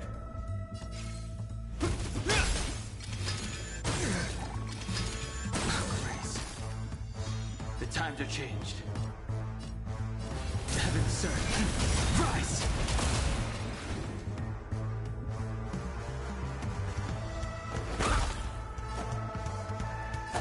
Moon, you have my gratitude. Repent!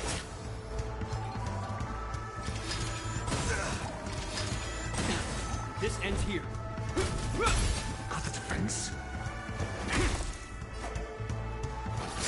I sense a storm. Heaven, sir. Break!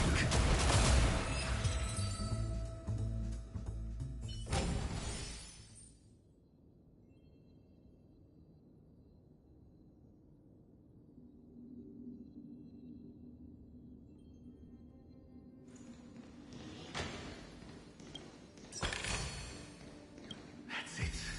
Pleasant moments of solitude are always fleeting.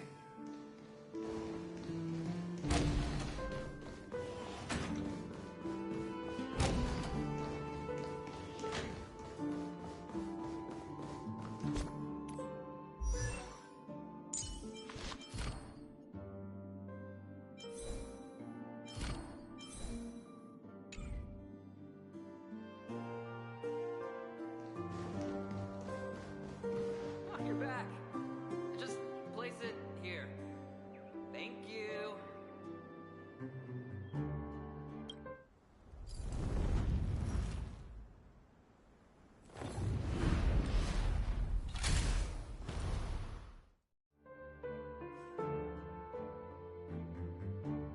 Thanks, Doc.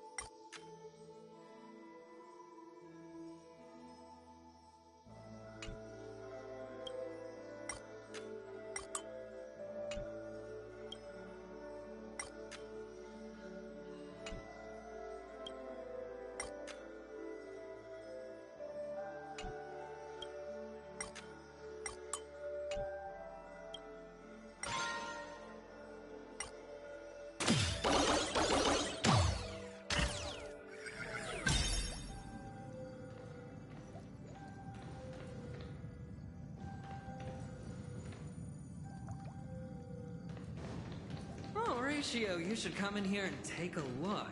The view here is breathtaking. Honestly, you could easily squash me with just a pinch. If that is your wish, I will do so without a moment's hesitation. All done. Piece of cake.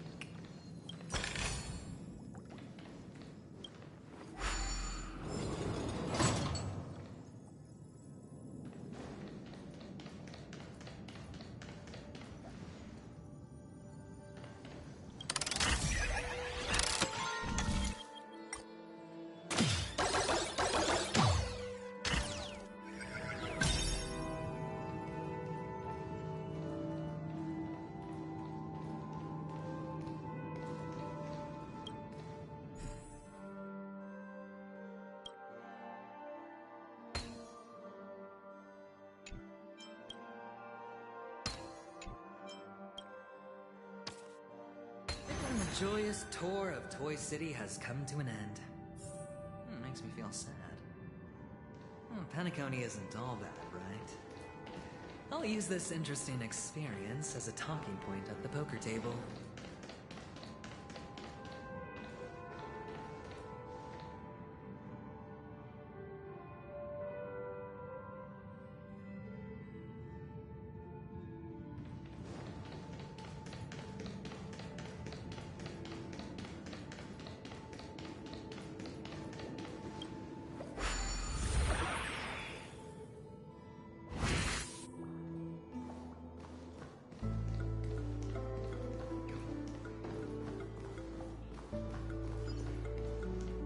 It's a pity you made it out of the sandpit alive. Sunday is just beyond this door.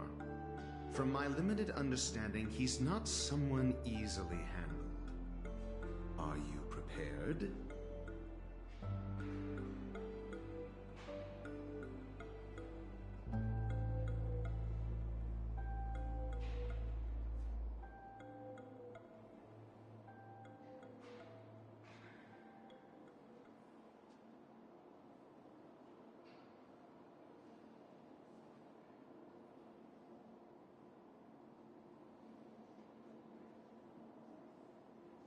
Yeah, only I believe he's the one who should be prepared to face me. Tell me about your plan. I don't have a plan. I'll just play it by ear. There are only two kinds of bargaining chips when dealing with people. Benefit or fear. Looks like sincerity isn't in your dictionary.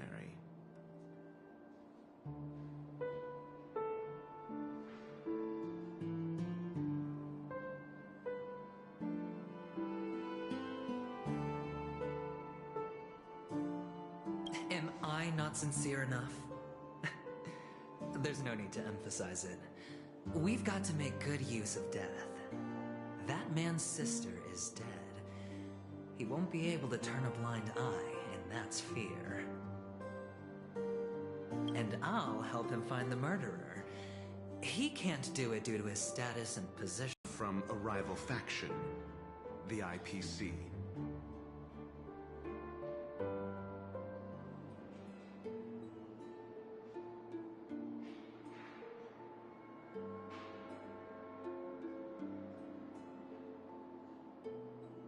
Simple. Because that murderer could very well be a traitor hiding inside the family. Do you mean the Galaxy Ranger whom you accused previously?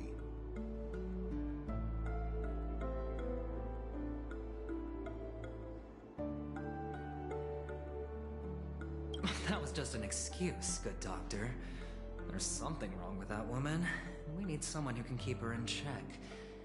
It's better to minimize the variables outside our control while we execute our plans.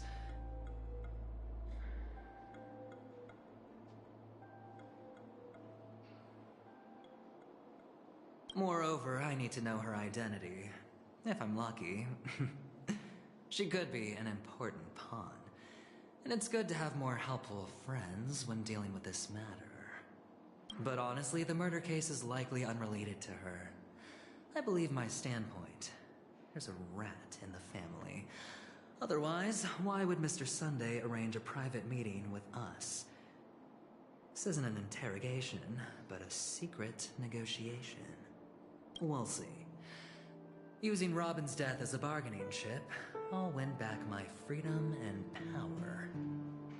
In the end, I'll ruin this beautiful dream and create the grandest death. If the chance of winning is just beyond this door, even if that chance is close to zero, well, you can't win if you don't play, right?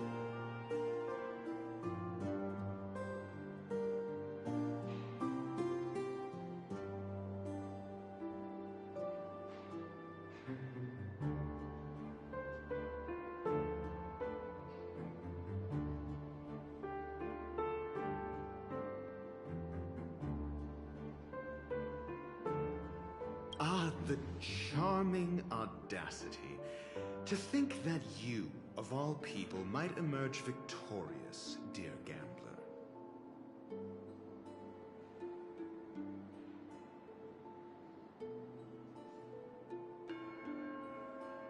3 chips are enough.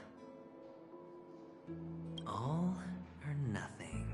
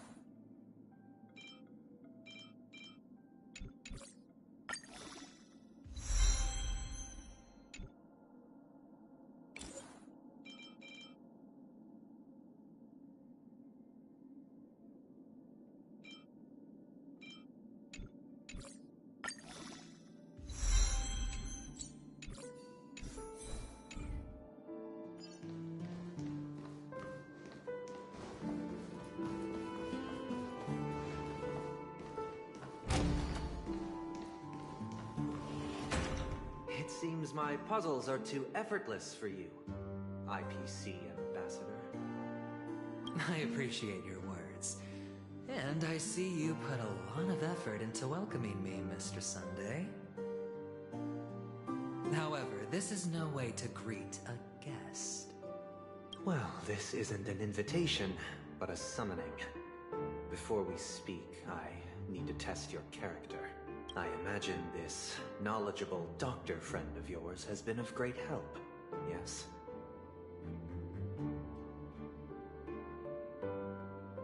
Certainly. You ought to know this better than I do. He's already faithfully fulfilled his duties, hasn't he?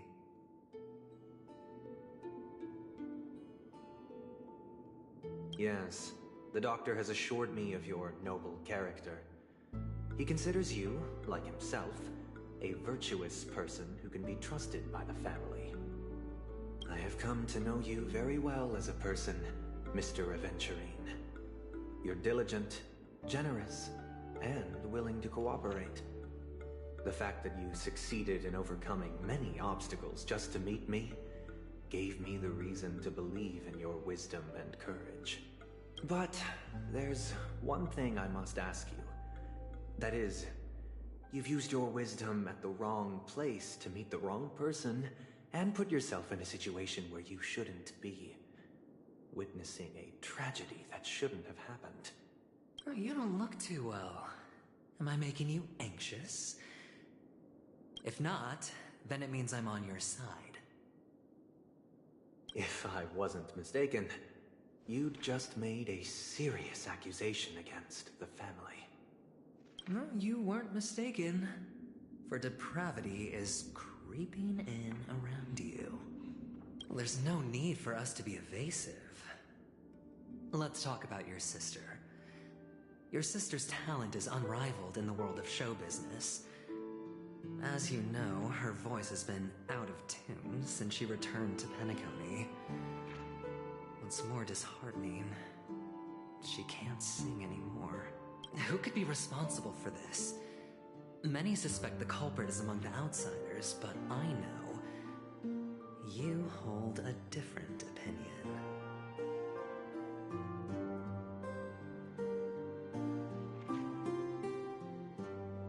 Now your noble status has become a shackle, preventing you from apprehending the murderer and avenging your sister's death. You're feeling anxious because you're out on a limb. But don't worry, I'm on your side. I'm immensely honored by your concern for me, Mr. Aventurine. Since you're so selfless and generous, I believe you wouldn't ask for anything in return, would you?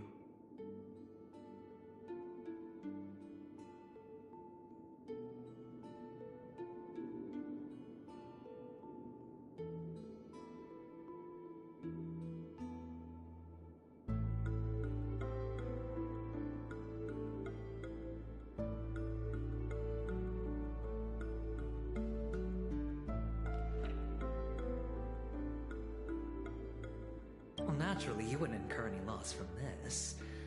I just want to reclaim what is mine. My liberty and the personal items under the family's custody, the bag of gift money, and... the box in which the cornerstone is stored. That's right. Cornerstone. I've heard it's a treasured asset of the Strategic Investment Department. A sacred stone that seals the Preservation Emanator, granting significant power, and every liquidation specialist holds one.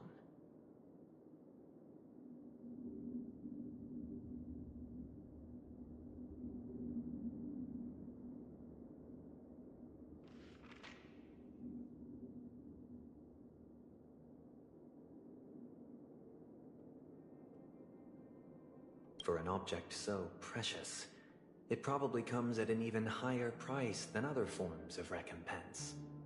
Well, I'm sure you're aware of the high level of risk I'll be undertaking to bring the truth to light. Mr. Aventurine, when you're out and about, do you always make adjustments to your appearance? Your tie should be on the center line.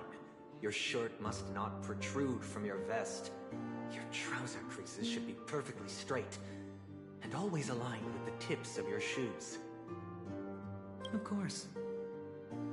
But I don't, because it's not appropriate to do so in public. You should make sure everything is presentable and in order before leaving the house. I'm not the kind that takes risks. The cornerstone must be in the custody of the family. No room for negotiation. Please, don't let me turn you down twice. Sure. The gift money is good enough. I suppose you wouldn't mind that. After all, a merchant can't function without a bargaining chip. You compromised quicker than I thought. Unfortunately, it's a gambler that needs a bargaining chip, not a merchant. I can give you your gift money, but before that, I want you to tell me. The fact that you can decisively forsake the box you asked for, what exactly is stored in it?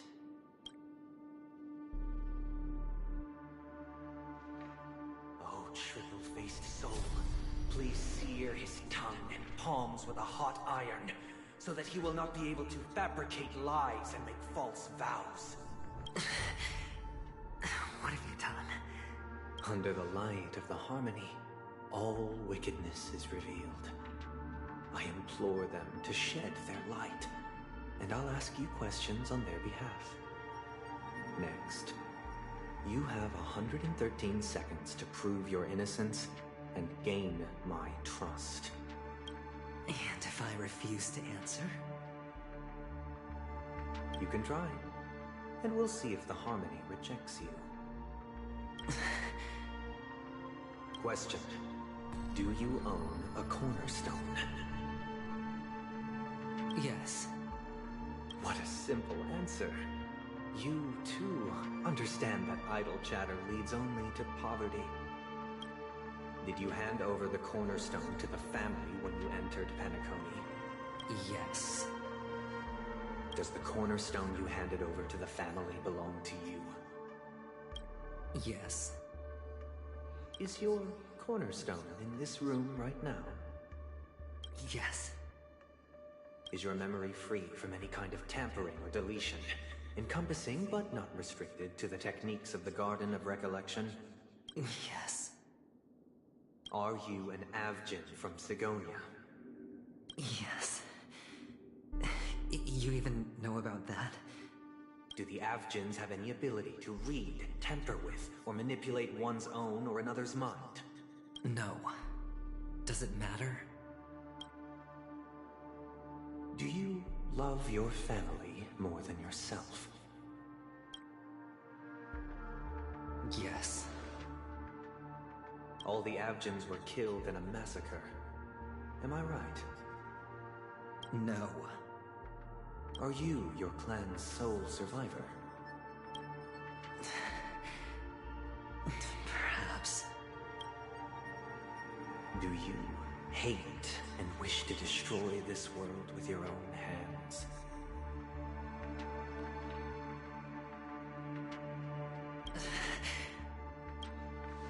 I don't know. Interesting. Now, the final question. Can you swear that at this very moment, the Aventurine stone is safe and sound in this box?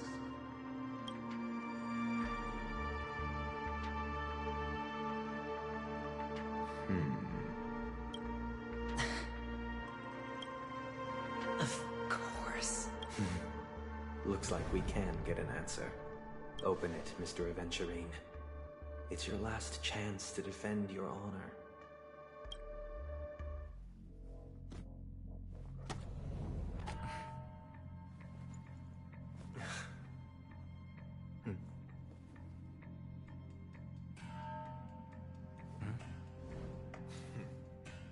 Please.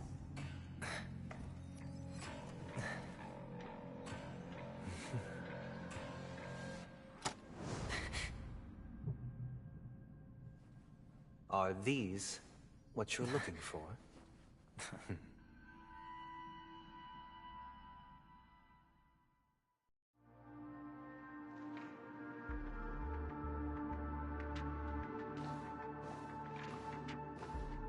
Since you came as promised, learned doctor, does this mean that you are willing to take the side of the family in this farce? What makes you think you can convince me? I've heard you haven't enjoyed Mr. Aventurine's company. I also understand that you're an avid learner who sees the pursuit of knowledge above all.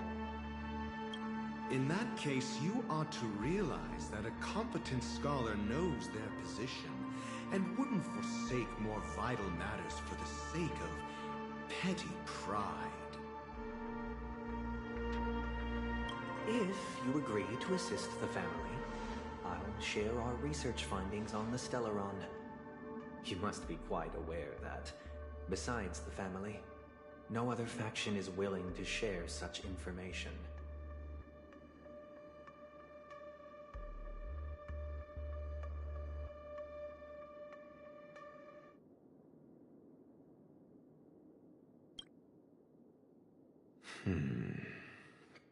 Cut to the chase. What do you need from me? I need Mr. Aventurine's comprehensive plan. Haven't you confiscated his cornerstone? You can't expect a featherless bird to take flight. But I've also heard the 10 elites in the Strategic Investment Department have united, progressing together in the interests of the IPC.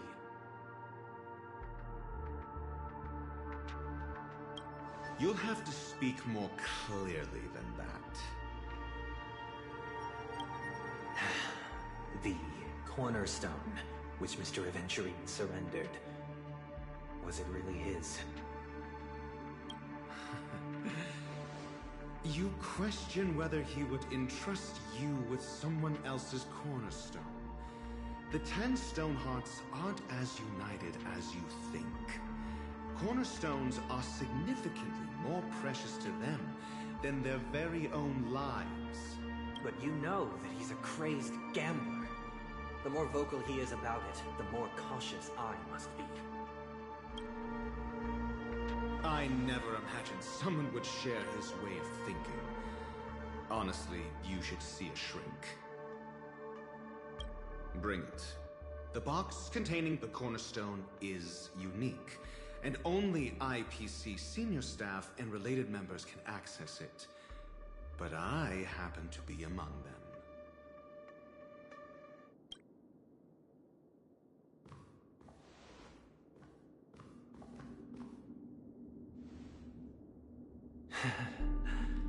I appreciate it.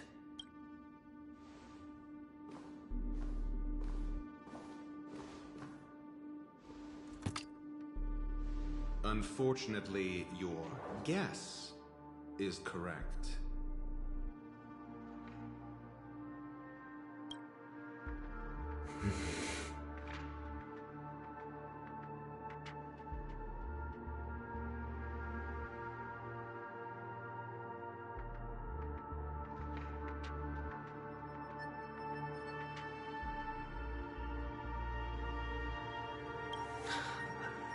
The golden stone. Its color and glow are similar to that of Klepoth's body. This is the very ruse he intends to use to fool you. He won't reveal to you that the 10 Stonehearts chisel their own will into the cornerstones, granting them an unparalleled radiance. And this golden statue is also known as Topaz, not Adventurine. And it belongs to Topaz.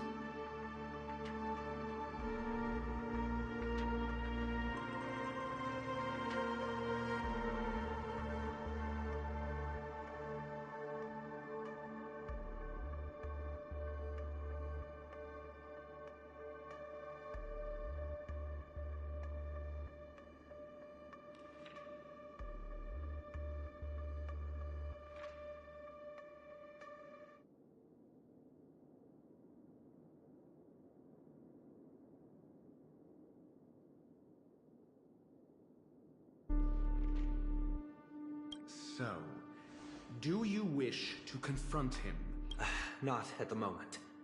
I'm more interested to know the location of his cornerstone. The safest place somewhere you'd never think of. Because he never intended to hide it. In fact, that cornerstone has been in your hands from the very beginning.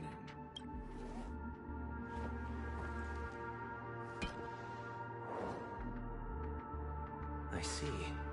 This bag. Mixing a cornerstone, more precious than life itself, with a bunch of worthless jewels, disguised as a gift of money waiting to be confiscated, is indeed in line with Mr. Aventurine's style. Then he makes up some trivial excuse, downplaying the matter, and requests the gift money. This is a gamble, one he's all too familiar with, betting on your single misstep, leading to a total loss. Learned doctor, I am grateful for your help. The family will surely reward a righteous person like you. As for the villain, I hope he retreats in humiliation.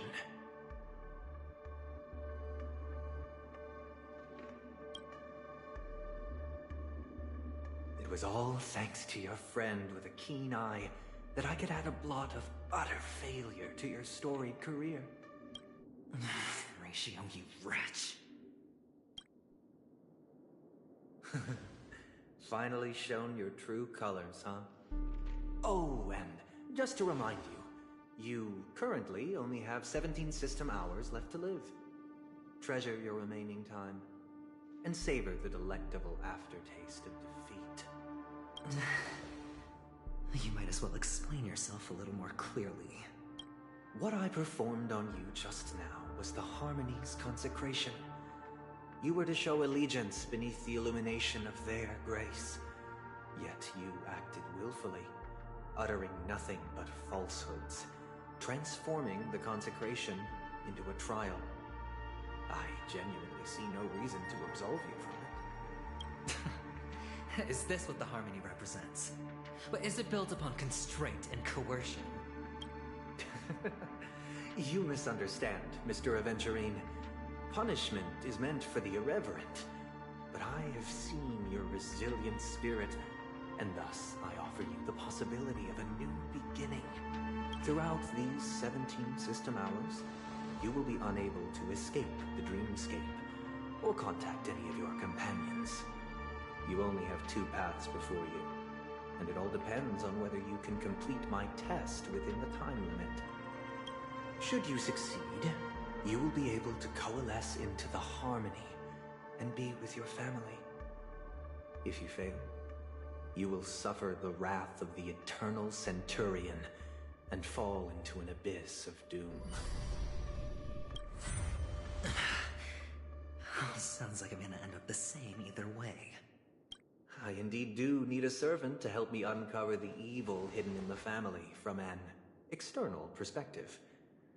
I will purge the evil from the inside and bring the real culprits to justice within 17 system hours.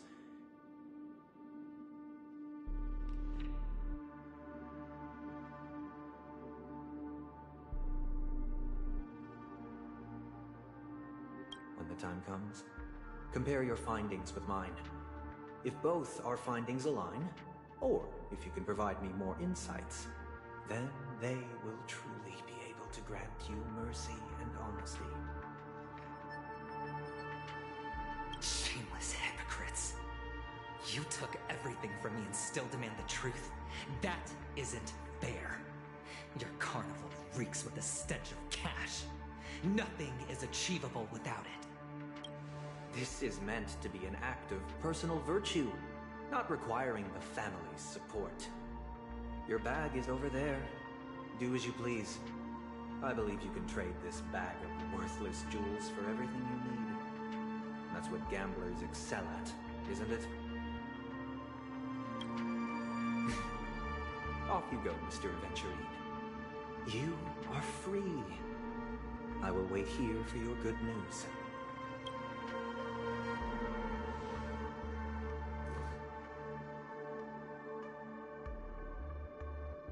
This meeting isn't an interrogation or a negotiation. It's an outright execution. Why would I do that, Mr. Aventurine?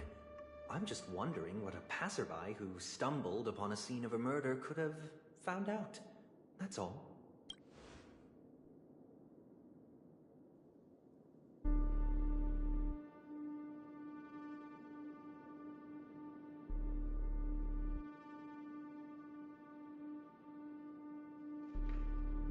By the way, before you go, I have a personal question. What is it now? Do you truly wish to bring about the destruction of this world? Kakavasha! Where did you go? Oh, are you injured? I got it back, sister. You went to look for them? That's too dangerous. It's just a necklace. It's neither food nor water. We can survive without it. But I can't live without you, little brother. Promise me not to look for those catechins again, okay?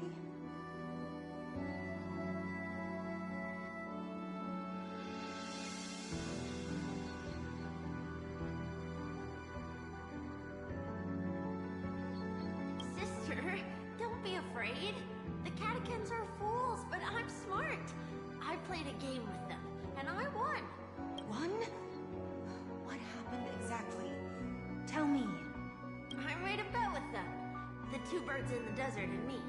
Who will die first? I won. They suspected me of cheating, but I didn't. I won fair and square.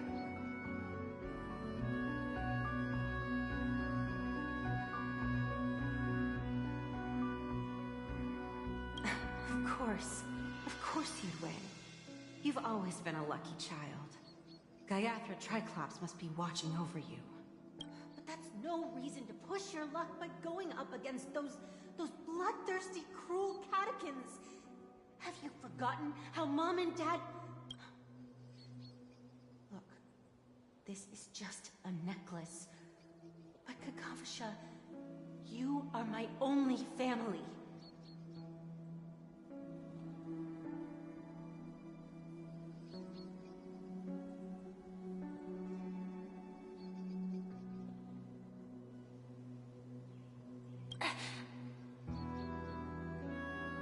I'm sorry, sister. I thought you'd be happy. Because Mom left you this necklace. There'll be no next time. It is important, but not as important as you, my dearest brother. I don't blame you, but you must remember what Mom said. Pain and poverty are the trials of Gaiathra Triclops. She has also granted us a chance. And that's your good luck, Kakavasha. Your good luck is the most precious wealth we, all Avgin, have. You're a child blessed by Gaiathra Triclops and can lead the clan to happiness. So always remember to protect yourself and never resent the pain and poverty you're going through. All right?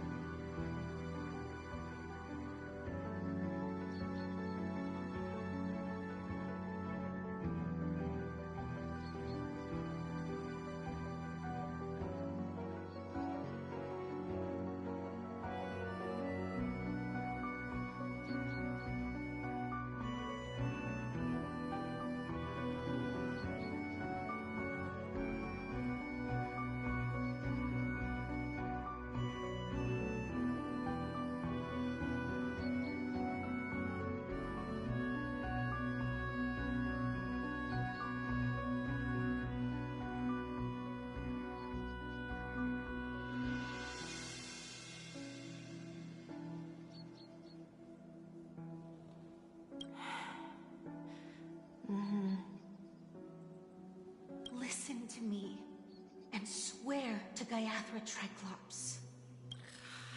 Okay. I will swear to Gaiathra Triclops to protect this wealth.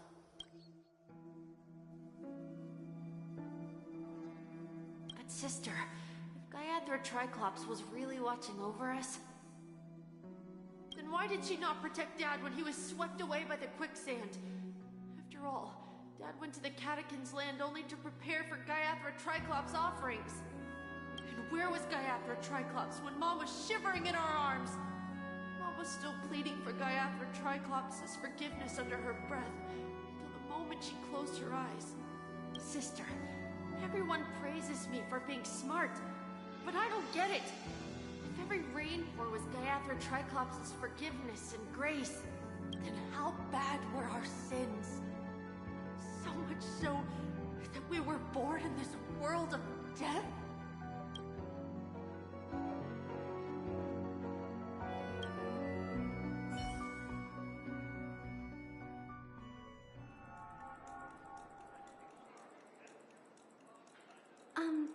Excuse me.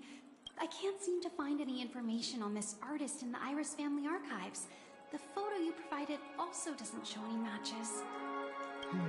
Just as I thought. I'd like to ask, what kind of traces do people leave when they enter a dream? Are you referring to the records when you enter the dream pool? The equipment will monitor physiological indicators such as heart rate, blood oxygen levels, and body temperature in real time. This data will be included in statistics and handed over to the family for the screening of any data anomalies. Immediate action will be taken once any illegal behavior is detected.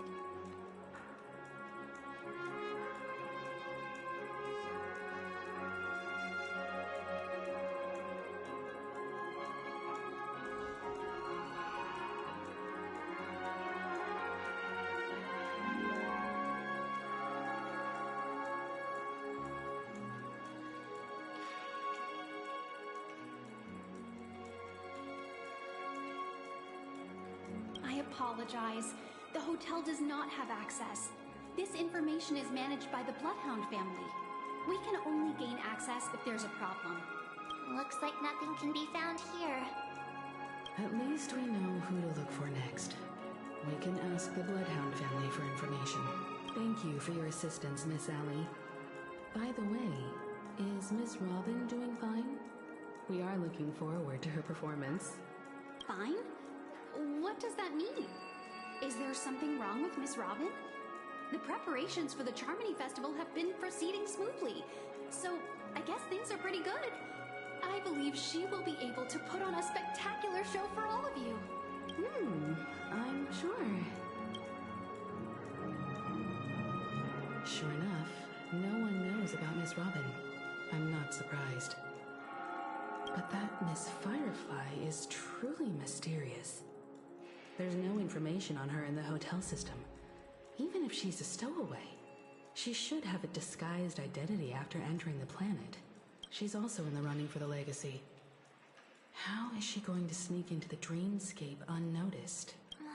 Is there any other way to enter a dream? Besides the hotel room's dream pool? The Memo Keepers have abilities that are difficult for normal people to comprehend.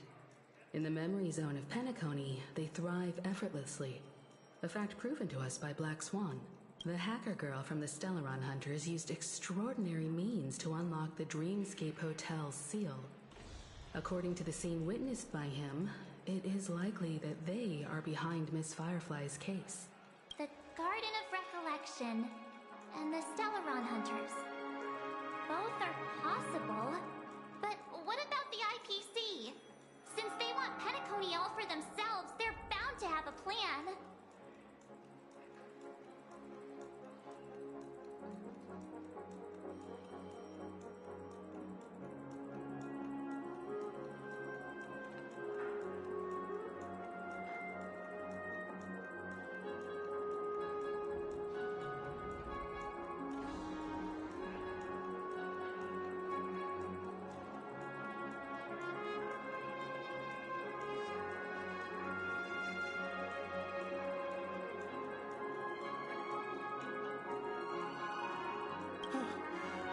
horrors!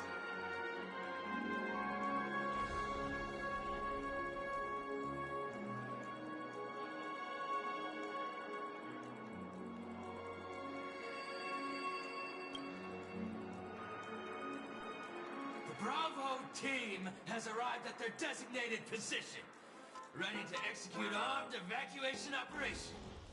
Boss, get moving! Armed evacuation? Boss, are you drunk? What do you know? It's more efficient this way.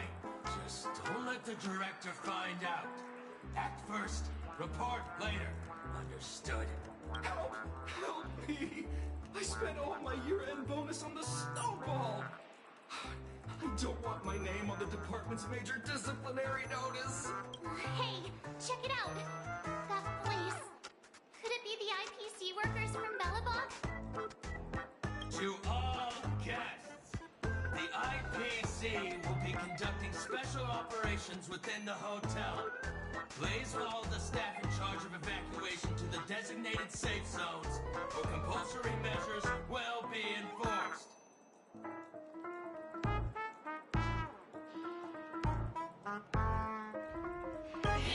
I'll request a beating for you lot!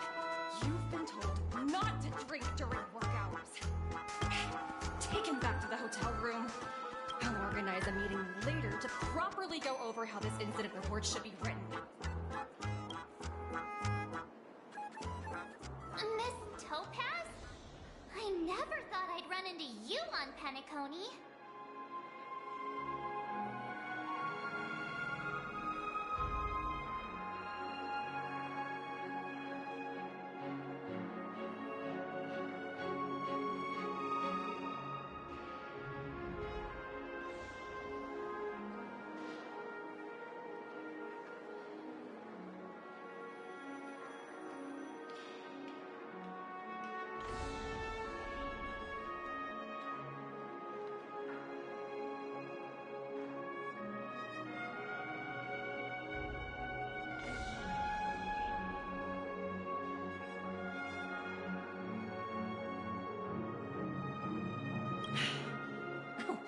Long time no see, Astral Express crew. Evangeline has told me a lot about your happenings.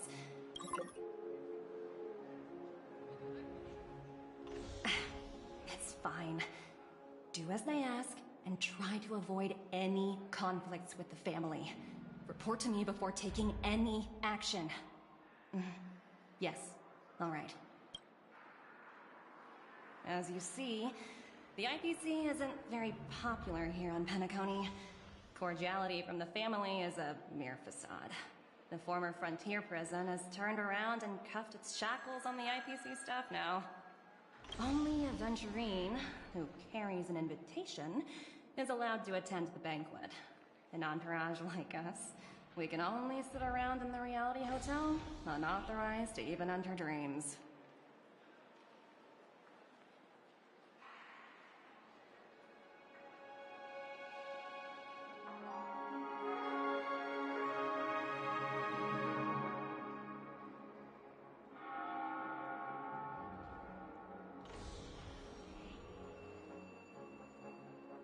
No wonder Aventurine's scrambling to partner up with someone. The IPC can't back him up in the dreamscape. His situation isn't optimistic, I hear. You're all helping to investigate some dirt on the family, are you not? Let me know if you need anything outside the dreamscape. The IPC always treats its partners well. Thank you, Miss Topaz.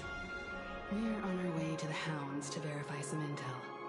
Perhaps you've had dealings with them? Yep. They're tailing us right now. Why not go and talk to them? It'll take the spotlight off me. Being constantly stared at is really uncomfortable.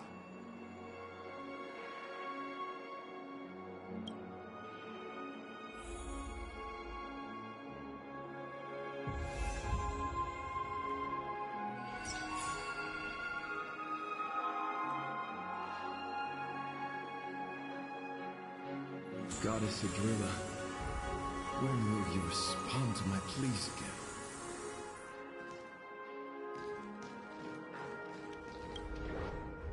carrying out our captain's orders. What do you want? We made a mistake last time, and we're working hard to rectify it now. We don't have time for anything else. Surveilling the IPC executive Topaz, ensuring that she stays put at the Reverie Hotel during her time on Penacony.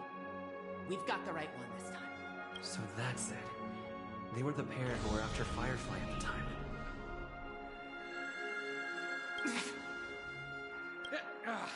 It's you again.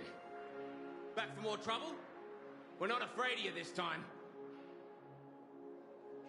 Well, spit it out. Stop bothering us if you've nothing important. So you know each other. Why do you keep running into people you've beaten up before?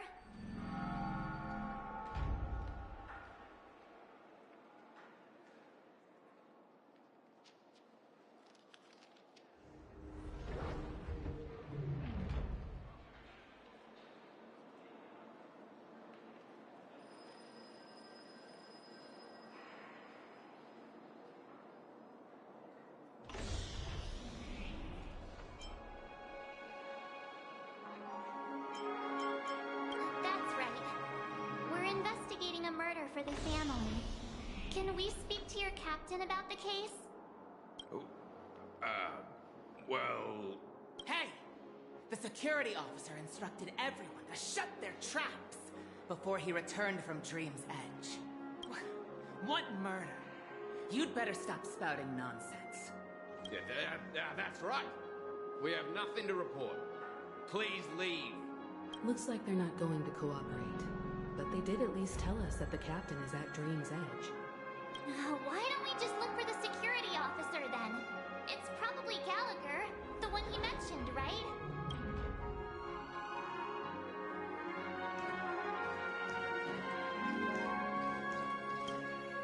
How does it feel to be in business with Aventurine?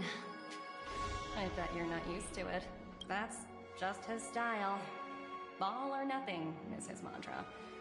He's always cozying up to his clients while egging them on to undertake some dangerous assignment with him. But everyone has their merits, so I won't comment further. But Aventurine's luck has watching with keen interest. As for the two cases, apologies, but I don't have much info on them either. All I can do is ask you to keep digging for more details.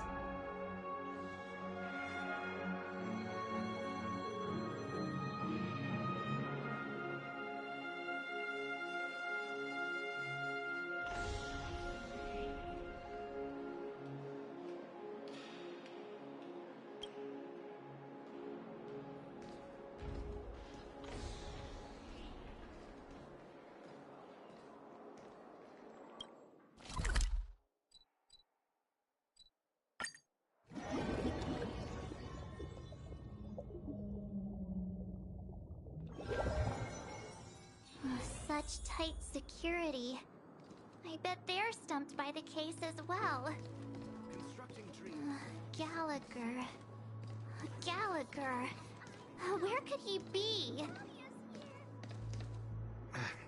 Apologies. The Bloodhound family is running an investigation up ahead. No unauthorized personnel allowed.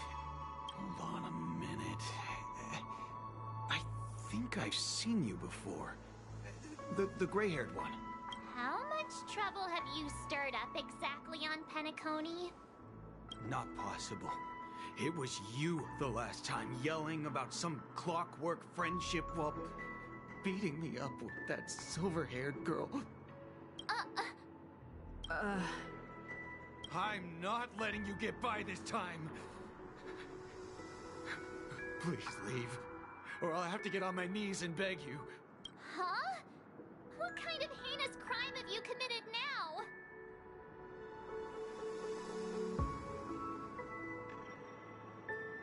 Hold on, sir.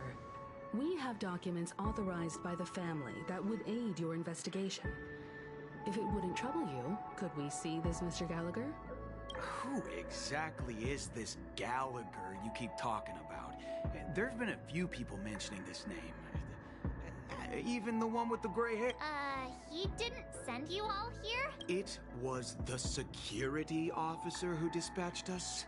That's all I can divulge. He'll do. He's the one we've been looking for. Sorry, no can do. The boss said that since it's a matter of the family's reputation, no one's allowed through. Everyone, please leave. There's really no need for us to make things difficult for each other, right? We're really sorry for troubling you. Let's think of another way. Another way. That's it! Didn't they say something about that? What was it? Clockwork? That got this guy to change his mind. Can you perform it again? That... Please? Sorry, no can do. The boss... Everyone, please leave.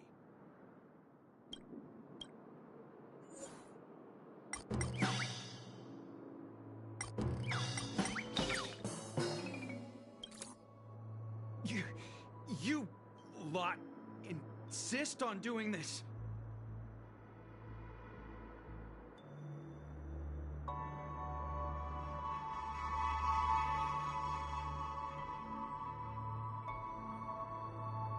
Sorry, but human lives and the family's reputation are at stake. It is imperative we know everything about the case. No, I meant to say, do I really have to get down on my knees and grovel? No, you don't really mean that. If that's the case, I'll just have to acquiesce to everyone's wishes. Lower my esteemed head and plead with everyone. No. No need. Standing is just fine. You don't need to do... Looks like he's still...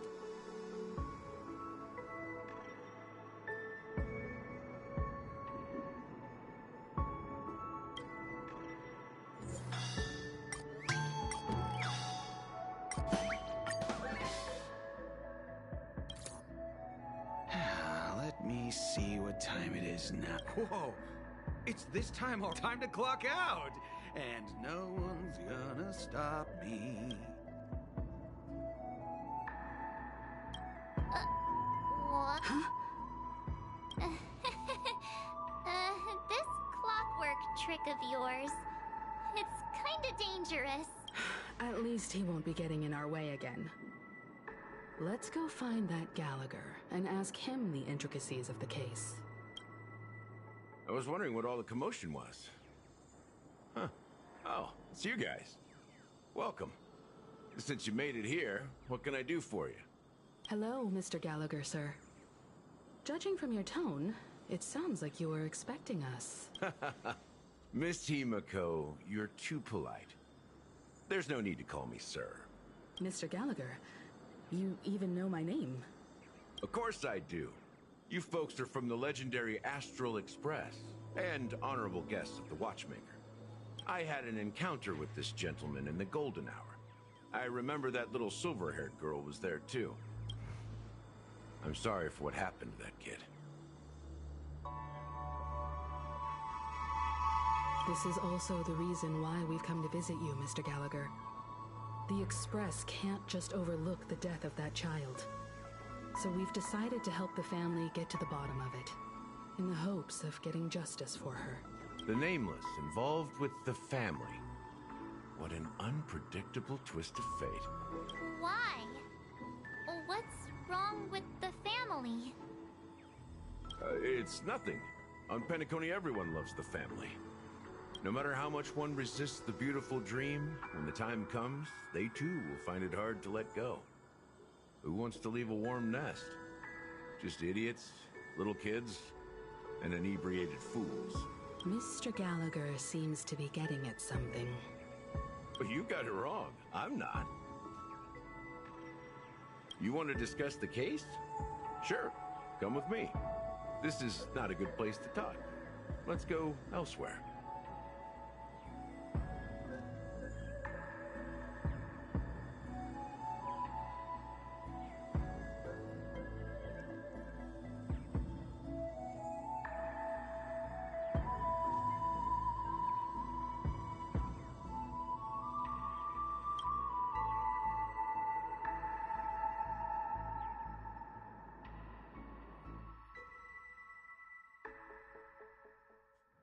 Even after that chilling tragedy, this dream is still running effortlessly. Other than the family of the Harmony, it's hard to imagine any other power in the universe that could sustain a building of such magnitude. The family itself is a huge, perfect building. Like a living idol. Each member of the family sees themselves as a piece of the divine puzzle, revolving around a singular core and a shared ideal.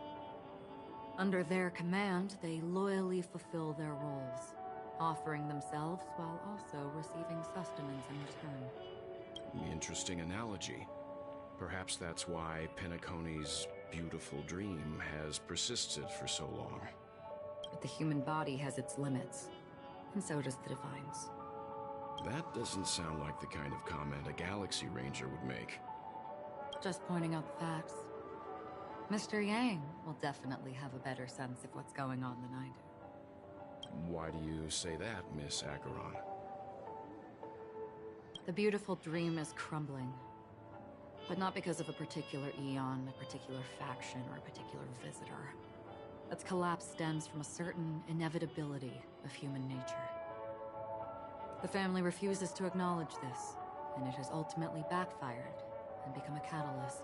As people immerse their souls in the dreamscape, where consequences and pain cease to exist, and only ease and pleasure prevail, they draw closer and closer to necrosis. Regardless of the perceived bliss, death looms as the inevitable conclusion. Also, this necrosis will diffuse and spread. One piece of the puzzle's mutation will eventually cause the entire building to shake, break, and crumble. In the end, the dreams that people built in the name of freedom became the cage that imprisoned them. I'm sure you've gained a lot from this trip, Miss Acheron. Are you willing to share your findings with me? Of course. That's if I remember.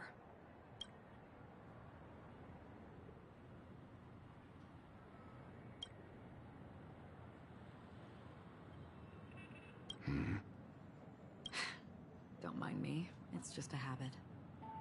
Owing to events in the past, I've become easily forgetful. It's only when this sword is unsheathed that those hazy memories start to become clearer. Take your time. That should do it. I vividly remember everything that occurred on Penacony. The moment of daybreak. I've heard that's where the Dawn Factory, which processes the foundation of the dreamscape, is located.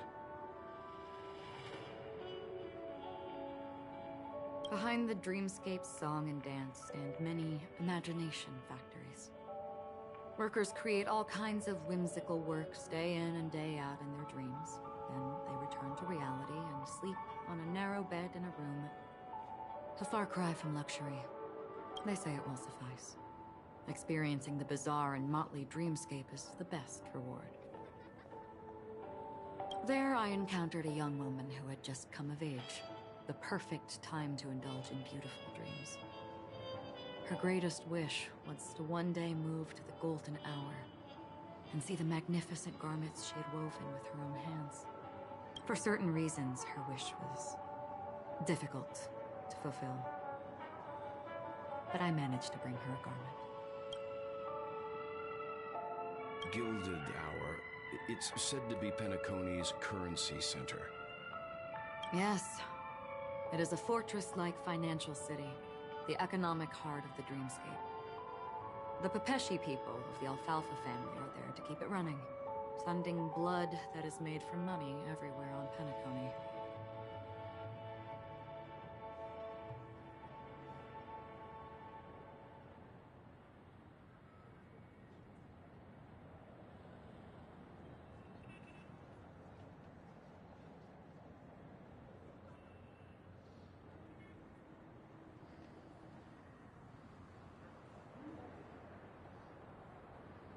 Everyone there is exquisitely dressed and always in a hurry. The greatest wish of the local Pepeshi people is for their future generations to work in the Gilded Hour. I've never met anyone who was willing to talk. I could only stand at the crossroads, watching crowds of people hurrying like the wind through the jungle of steel, only to deposit the alfalfa credits that they'd earned into the bank's vault. I don't know if they would open the vault's door, but before I left, I witnessed a well-dressed Pepeshi person plummet from the sky, while those around him continued on their way, unfazed. I hear the Blue Hour is very romantic. Do you have any tales to share? Perhaps Mr. Yang has heard. There is a large boat called the Eventide, anchored along the Sea of Dreams, where soft music and dancing persist endlessly every night. I ran into a wizened lady there. She was at the dock, waiting for her long-departed lover to return, waiting for countless hours within time that stood still. In the humid sea breeze, she spoke of her own youth. Like many who desired wealth and love, they came to Penacony to pursue their dreams. Alas, her lover's consciousness was lost in the dark depths of the Sea of Dreams. Finally, she suggested we continue our conversation on a boat in the shallows. I agreed and boarded the boat with her. But she never said anything. Her eyes absent-mindedly gazing at the horizon for what seemed like... Finally, we retreated to the beach.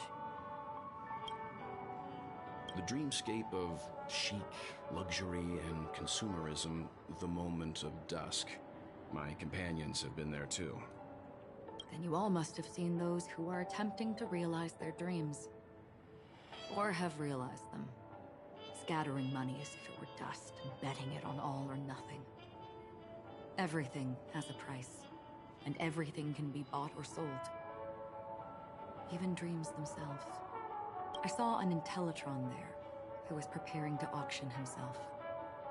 When someone wins a bid, under stipulated periods and rules, he would do the buyer's every bidding, becoming that person's very possession. That Intellitron had been auctioned off 12 times, and I participated in his 13th. That was the grandest banquet I had ever attended. But never again did anyone cast another glance at him. This time around, someone once said to me, Penacony wasn't like this a long time ago, nor should it be. I've traveled through the reality and dreamscape of the planet of festivities, watched the tides of night rise and fall when time stopped for people, where the spirits of the rich and impoverished remain forever fixed on their own scales. This is why I think the collapse of the beautiful dream is inevitable. There might be a way to change everything. Perhaps. But if this is indeed the world that people desire, if this is precisely why life chooses to slumber, should we still seek to change it?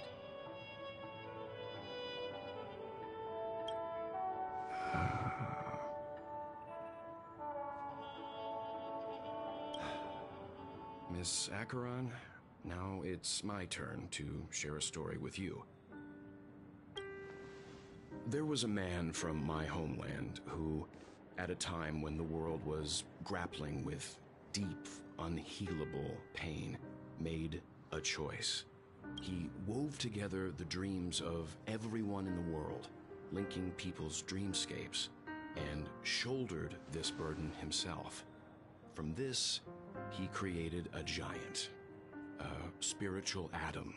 And since that moment, the giant stood between heaven and earth, becoming the pillar of the world's existence. As a price, those who found it hard to move forward, who could not advance, forever lost their future. They slumbered in a dream, devoid of disaster and pain, living out their days peacefully in the man's created utopia. And it is because of the wishes of those people who wished not to awaken that this spiritual atom became unbreakable. And yet, you stand here right now. Which also means that man failed. Because people must always move towards the future. Even if human weaknesses make them pause when they truly cannot move forward, humanity will eventually seek a way to save itself. And that man, he was never a failure. Like everyone in that world, he etched the possibilities of human nature into his heart. He was the sun chaser of legend, soaring towards the sky and embracing his final victory with his fall. He ascended to heights uncharted, only to come face to face with the sun, a place not visited by anyone before. His wings would melt because of it, only for him to fall into the sea. And after that, countless others would surpass him, soaring to even greater heights. A fitting metaphor for the Nameless's trailblazing spirit. Thank you, Mr. Yang. I know what you wish to confirm. The universe has innumerable similar, yet different worlds. In these worlds, there are innumerable people who look alike, yet don't.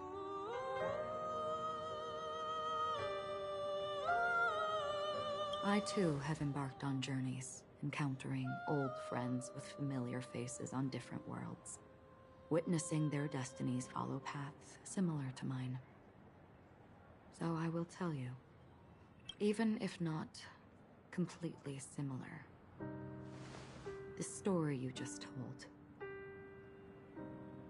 it overlaps with my past. And within that abyssal dream, I ended that man's life. Alone.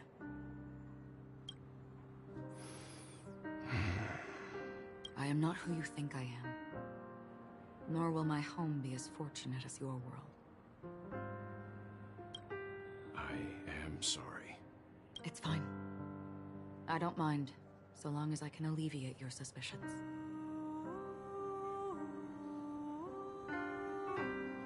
There's something I still wish to know, Miss Acheron. Under that representation of the hunt, exactly what sort of power is it that has motivated your solitary journey thus far? Mr. Yang, before answering that question, I wish to continue the previous topic. I like your analogy very much. Indeed, birds are born to fly. But in a distant past, their ancestors could only gaze at the sky in envy.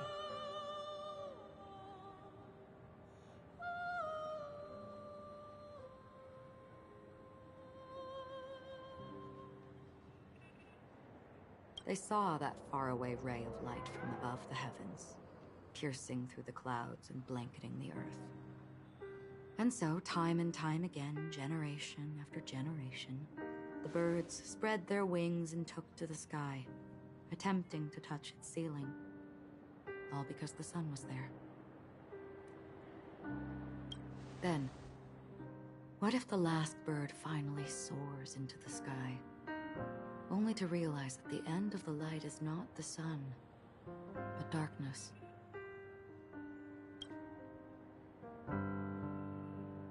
Then why, exactly, do we even walk towards the light?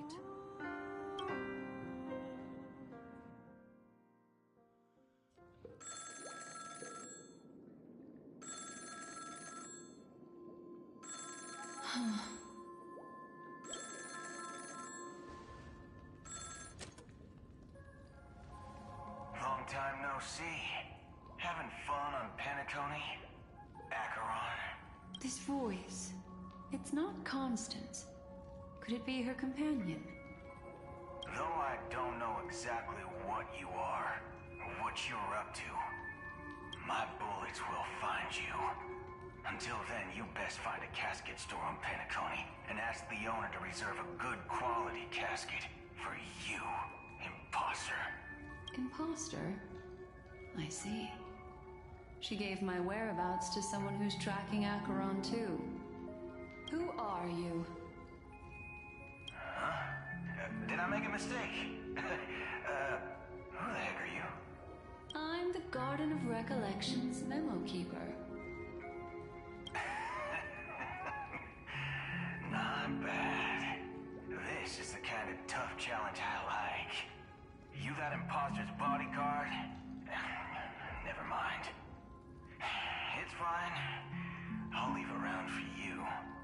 So get that forehead clean and wait for me. I don't know what you're talking about, but you know Acheron, the Galaxy Ranger, yes? I have something to ask you. Are you asking me to write your will? Sure. Go ahead. Not quite. I only want to ask, how exactly did she become a Galaxy Ranger? She's clearly not a path strider of the hunt, but you are, aren't you? Tell me, what's Acheron's deal? Sure. Heck, never thought I'd come across an ally. What a stroke of luck. Well, I'll be on Penacony soon. Memo keeper, go buy a bottle of Asdana's white oak and warm it up. And I'll raise a glass to you. That lady's passed. Well, nobody knows. But if all you want is a simple answer, sure, you best get a chair and take a seat. That woman, named Acheron, is an emanator who should not exist.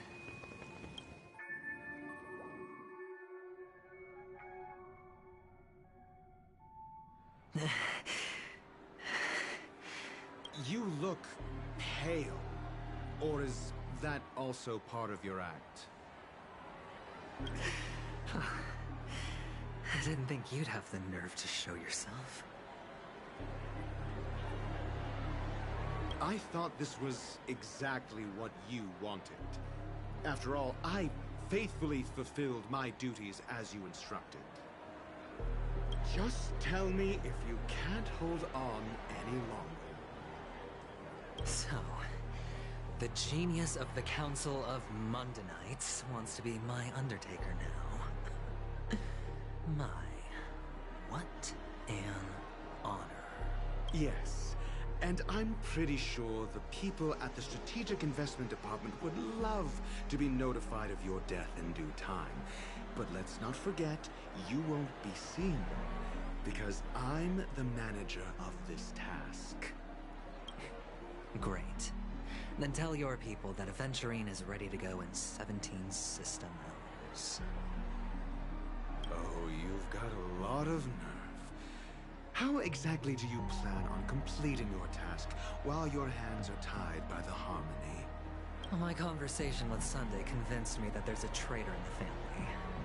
That they hold the secrets of Penacony. So, I took the opportunity to set everything in motion. I even managed to recover the gift money. Things haven't gone this smoothly since I walked through the doors of the Reverie. Now I'm only one step away from victory. Let's just wait and see. Sounds like a very elaborate way of saying that you failed. That's all I can say. Have you forgotten, Doctor? You betrayed me. Good. Do what you must. I look forward to the sight of the IPC fleet surrounding Penacony. You've achieved what you desired, haven't you? That's true, but what's your plan? Did you conceal an orbital support beacon in that gift money bag? Well, who knows? Maybe that's why I'm handing out cash even when I'm about to bite the dust. You are indeed a gambler. And in insane at that. Maybe I am. Who knows? Fine. Here, take this. Open it when you're on your last legs. You'll thank me. What's this? Medical advice?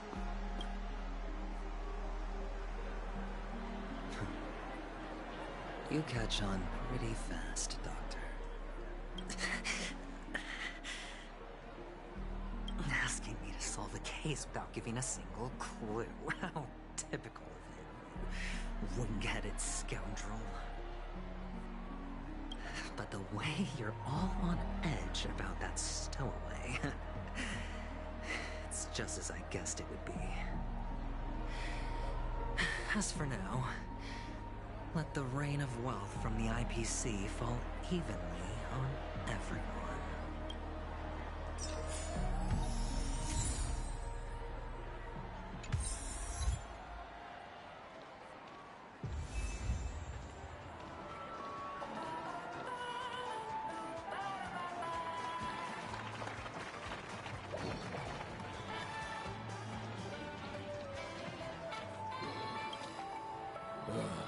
The world has truly lost its way.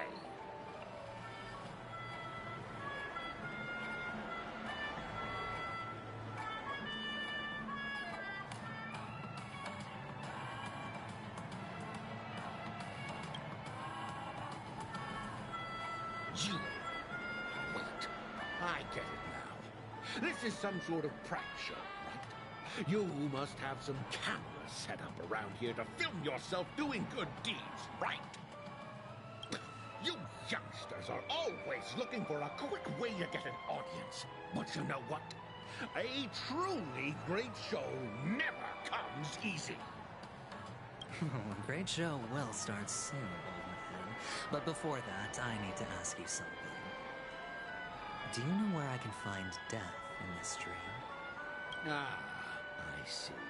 Another fearless youngster looking for death. Oh, well, let me give you a piece of advice. Don't think you're the first one who's ever thought of that idea. Death? Not even remotely innovative. I bought it from Dr. Edward. He claimed it was some exclusive fancy schmancy stuff. Oh, what a disappointment. The effects are awful. First, some monster covered in eyes stabs you in the gut. And then all you see are blurry glimpses of buildings and lights. The sky was spinning so fast it almost made me puke. Is that all? Yeah, what else can you expect? Don't put too much stock in the Penacony movie industry. They even call this junk groundbreaking art. Can you believe it?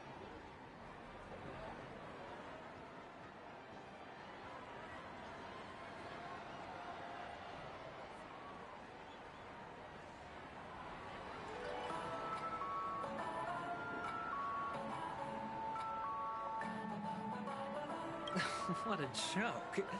Well, buildings and lights. I don't think those have anything to do with death. Well, that whole dream bubble was probably created using rumors and gossip. I can feel something inside my head. Is the harmony starting to kick in?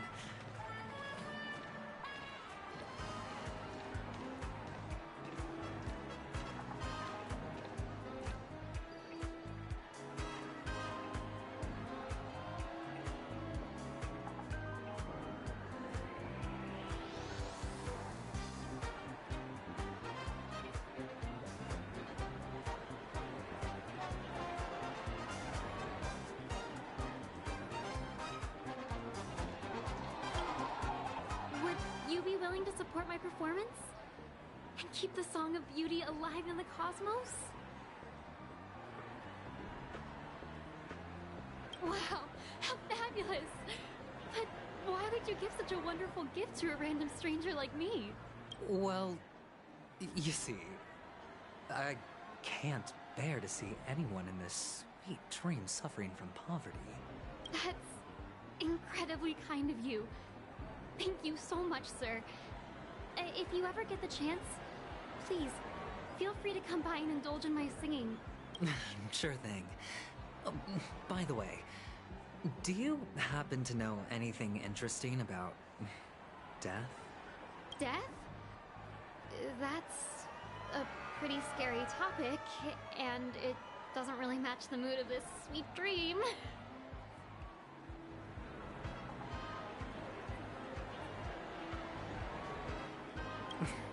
Oh, you see, I'm a tabloid reporter collecting ghost stories in Penacony. As you know, the more chilling the stories, the more attention they get. Maybe you could help me out.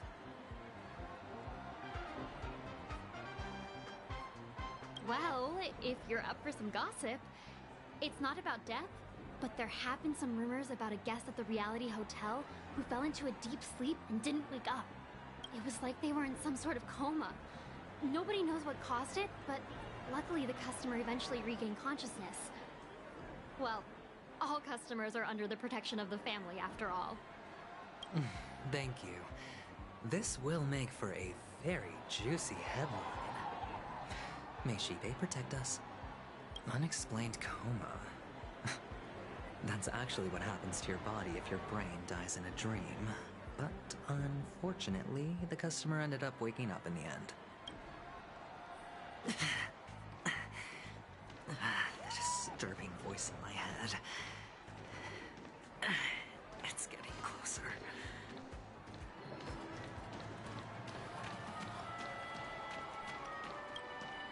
A sip of liquor. A blissful reprieve. To drown 1,000 sorrows. Let worries leave. I know I have what it takes to become a poet.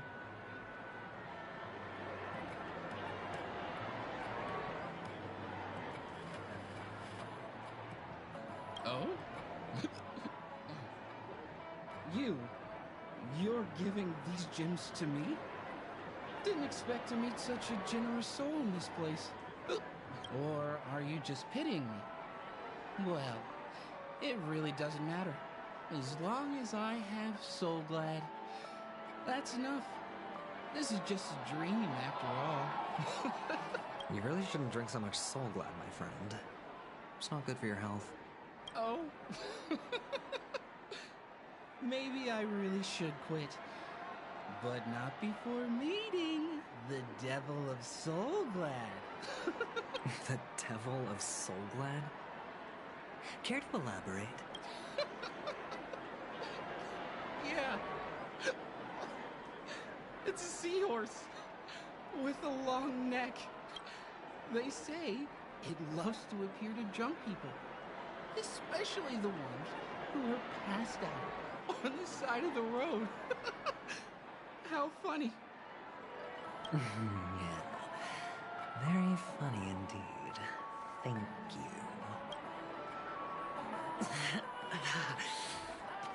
Does everyone have to go through so much torment before joining the family?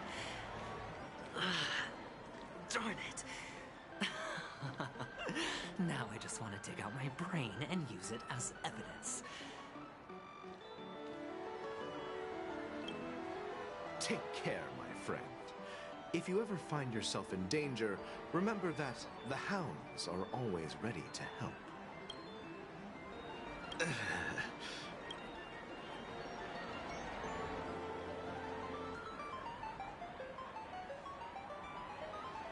You don't look good, my friend. If you need assistance, I can contact the hotel and have them wake you up forcefully. That won't be necessary. I have some business to attend to. But thank you all the same. All right, then. If you ever need help, don't hesitate to reach out to us hounds. Well, actually, I do need a favor. As the most outstanding hound in Penacony, have you come across any stowaways recently?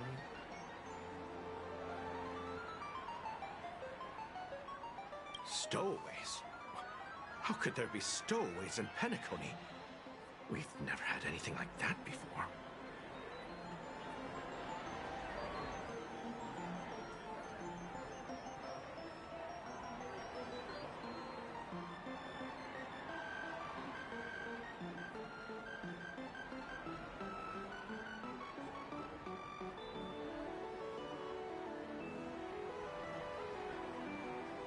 All right.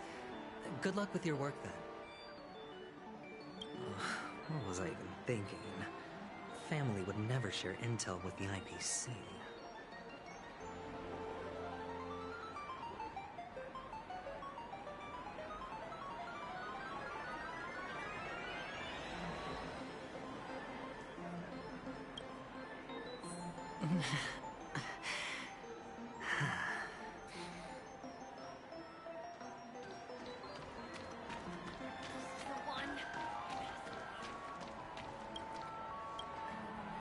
You want to talk to me? Sure, but nothing too sensitive, okay? Huh. Wealthy people have fancy ways to enjoy this dream. But to be honest, I've never seen anyone who gives out money to others like you. So, are you trying to be the prince from the tale, handing out his gold leaf garment and melting his lead heart in the fire? I'm flattered. I'm no prince, and I just thought these gems would help you speak. So, as an investigative reporter, maybe you've heard something about death? Ah, another curious soul. I see. Well, that was actually the topic I was most into when I entered the industry. But my boss shut it down.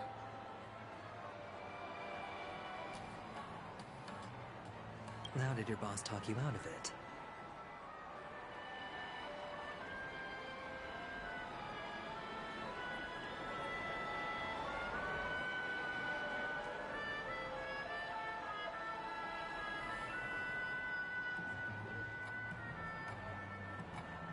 Well, she simply said, covering baseless urban legends like that would make us look like some third-rate tabloid. I thought about it, and she had a point.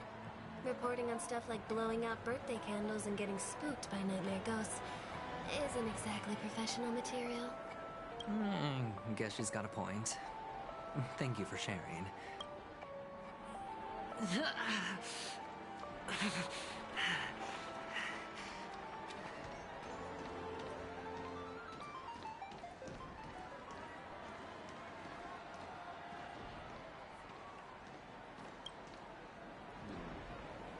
Were you wanting to talk to me? Sorry, I thought you were checking out something behind me. Is this a gift? For me? Are you sure this isn't some kind of mistake? Yes, it's for you. Just take it. Is this for real? Someone is actually giving me a gift. Not for my parents, but for me. Thank you. Thank you so much. No, it's not much. I just want to ask you something. I knew it. What's on your mind? Are you trying to ask about my father or my mother? Neither. I just wanted to know if you've ever heard about death in the dreamscape. Oh, you sound just like my father. Always warning me about danger, even in dreams. He's an Intellitron, so his dream entry methods are different from us organics. Can't count on him to protect me if something does go haywire. Funny, right now I'm still under his protection. How ironic. Hey, stay positive. Gold will always shine one day, right? The Devil of Soulglad, Dangers in the Dream, and Nightmare Ghosts. Well, surely death is a popular topic in this sweet dream granted by the family. Well, I've collected a bunch of rumors, but no useful clues. The gems in my bag are running low. Well, let's see if my last lucky interviewee brings some surprises.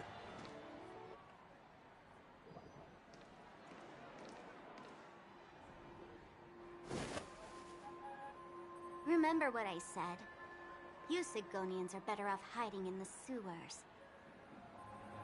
Look at you, snooping around and sticking your nose everywhere.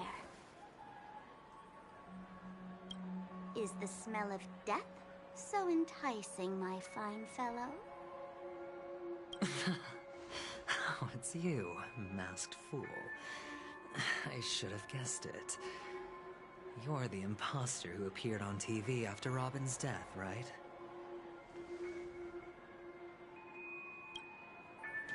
I heard you got caught by the family.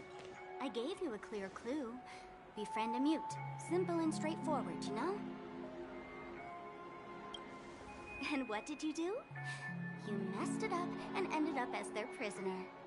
I told you to make friends with a mute, not become one yourself. You really let me down. What do you mean? You know better than I do. Who watched the little songbird that couldn't sing perish right before their eyes? You did, Blondie. No, I mean... What did you mean by becoming one myself? Well, it means you'll soon end up like her, unable to speak ever again.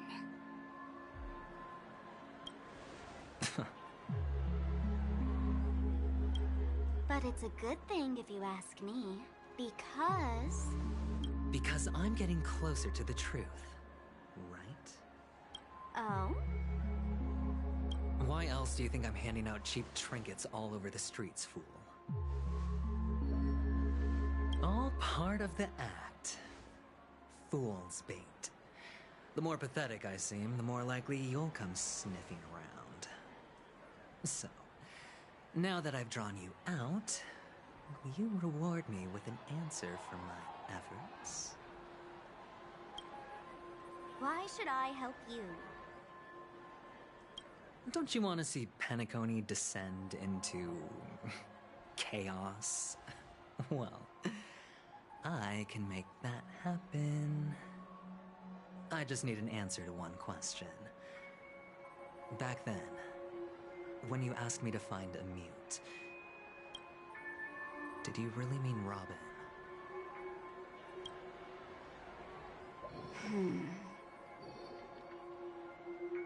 And what if I say no?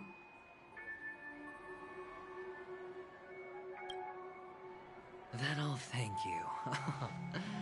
Oh, the word no has never sounded so pleasing.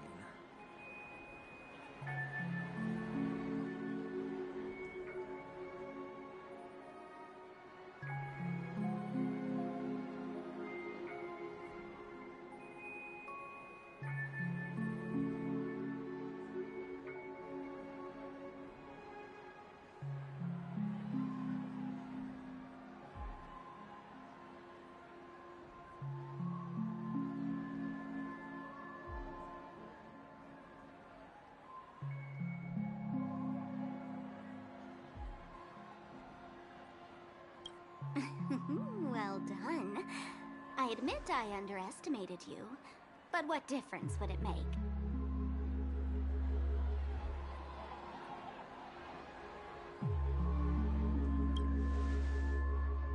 Let me tell you something.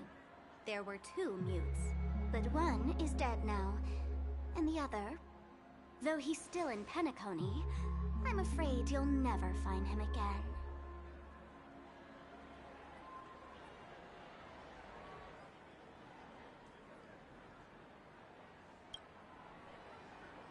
Now I'm completely sure that I was on the right track from the beginning and never strayed, fool.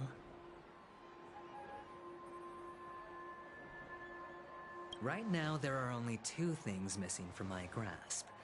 The meaning behind the truth, and the means to expose it. How impressive. That's quite a fancy way of saying I haven't learned anything so far. Not exactly. I've gathered enough clues to prove its existence, and that's enough for me. As for the answers to my questions, I'll find them within 16 system hours. Oh, really? Only 16 system hours? Well, let me lend you a hand. Here you go. This is my precious, mutually assured destruction button, and I have one just like it. When either of us presses it, the other and the whole of Penacony will go up in smoke. If you're really so desperate for the IPC to take over Penacony, blowing up the chessboard isn't a bad idea. Start from scratch. That's where the IPC excels, right?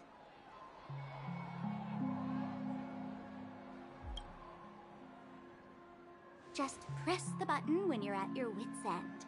And of course, feel free to reach out to me for my hospice care, too. You managed to bring it in here. I have my own ways. That's all you need to know. Well, I'm afraid I'll have to decline your offer. Who knows if your little gadget will actually work. By the way, I have no plans to search for the other mute friend you speak of, but it's good to hear that he's still here in Penacony. I'll handle the rest myself. I'll orchestrate a grand finale for the downfall of the family. And at the climax, the walls will crumble, people will wake up, and those who couldn't speak will find their voices again. When that time comes, go ahead, press the button, light up the sky with a magnificent fireworks display for me. Catch you later, fool. You're still talking big, but sure, if that happens, I'll stay true to my word. Just don't let me down now, okay?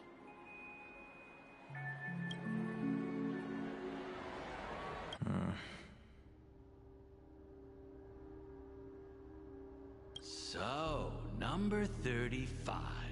You're back. Like your new lucky charm? Can a commodity code really be considered a lucky charm? Silence!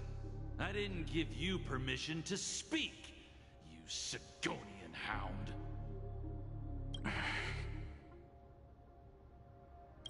The guys in black didn't say much, so I've no idea what you did to save your skin in that massacre back in the day. But I figured you must have had good luck, so I bought you. From now on, you and your good luck are my assets. Are we clear? Your first task is simple. In addition to you, I've purchased 34 other slaves. Go and play a game with them. You came out alive after 2 days. It proves that you are the real deal. You're insane. Testing out if you're a good product. Aren't you worried that the money you spent on me will go to waste? I've got stacks on stacks, Blondie. The slave market is never short of self-righteous brats like you. But you look good.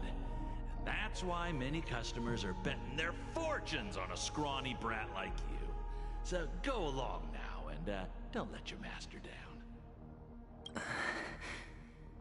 How much did you spend? What? My price. How much did you pay for me? Huh. You really want to know? Well, it was 60 tanba. No more, no less. I'll take my chances. 30 tanba. If I come back alive, you'll give me 30 tanba. Deal? Are you trying to strike a bet with me? Oh, you've got some guts. Yeah, sorry, but that won't do. Don't forget your place, slave. You're not qualified to be at the table. You're just a chip. A life thrown away in someone else's hands. Either you come back with more chips for your master, or you never come back. It's all or nothing. Don't embarrass me, my lucky hound.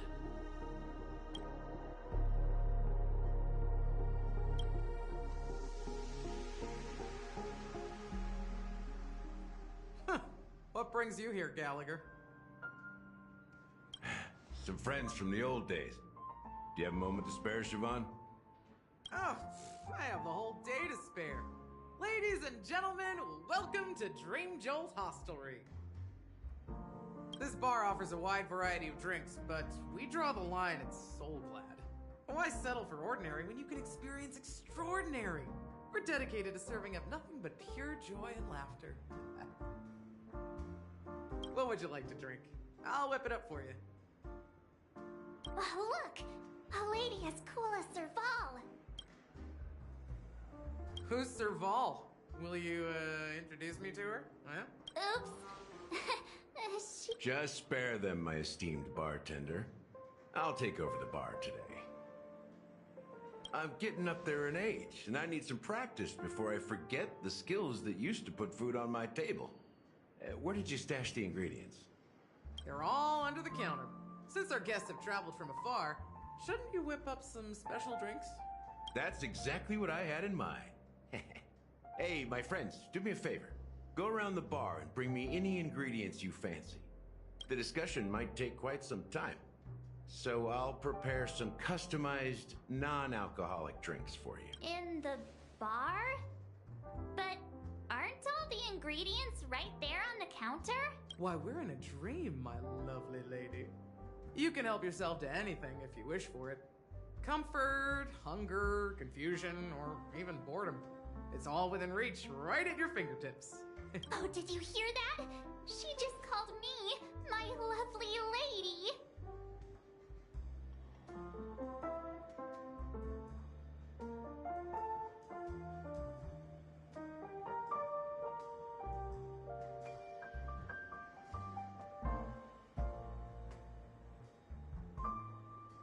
Even in reality, mixing drinks is more than just throwing ingredients together. A bartender needs to capture the bar's atmosphere, master technique, and spin a tale of mystery and anticipation. Only then can a perfect drink crafted with a customer's life story be created.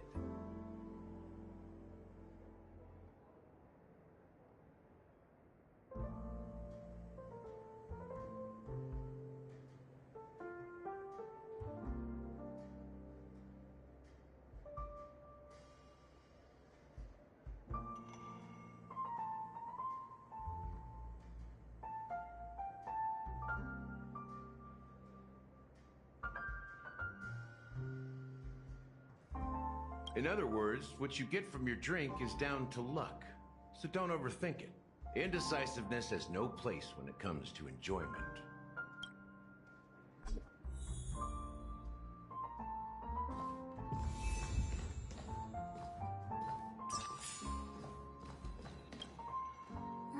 Can this be used for mixing drinks?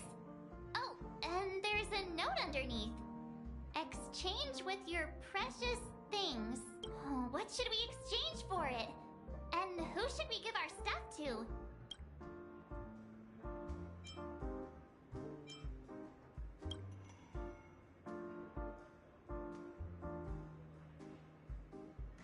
Hey, what are you doing? You can't just throw trash. No way. The words on the note are changing. Happiness is the dream of the humble. Does this mean we can take it? Something feels weird about this.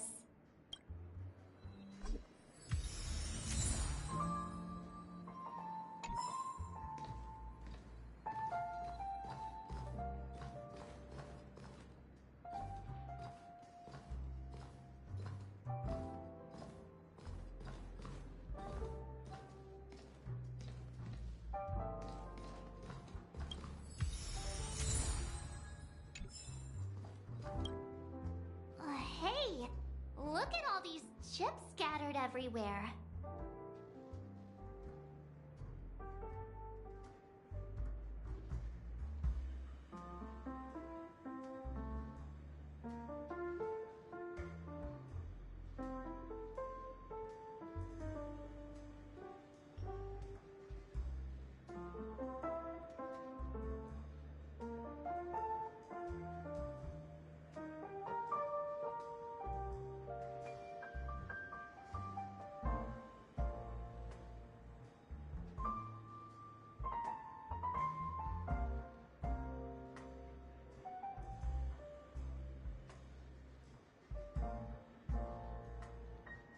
few days ago, an actor from the Iris family came. Caused a ruckus with Siobhan. Those chips must have gotten scattered during all the chaos. Nah, it turned out to be a landslide victory. That being said, opening a bar in this place, filled with monsters, is quite a feat. Siobhan must have a lot of tricks up her sleeve. You'll have to ask her yourself to find out. But I have a feeling she won't budge unless you impress her with an incredible drink.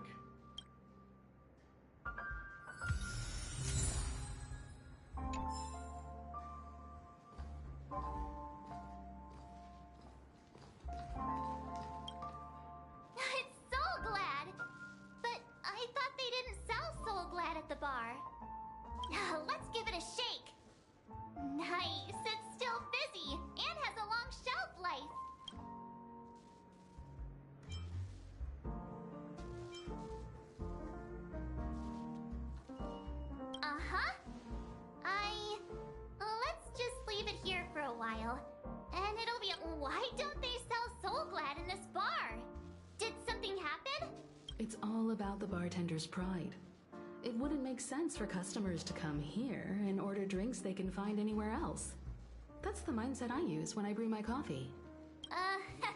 You're right, Himeko. That's quite a stash.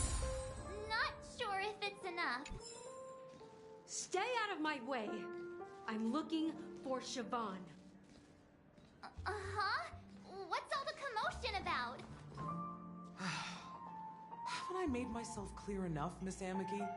The Dream Jolt Hostelry only welcomes guests who want to enjoy a drink to their heart's content. I'm sorry, but I'm not interested in your proposal. But you have the talent. You'll attract a huge audience. You're destined for the Iris' stage, not for this rundown shack. Come with me. We'll become the talk of Penacony, a shining light into every corner of the dreamscape. Please, Siobhan, As you see, I'm entertaining my guests. Don't make me repeat myself. Fine.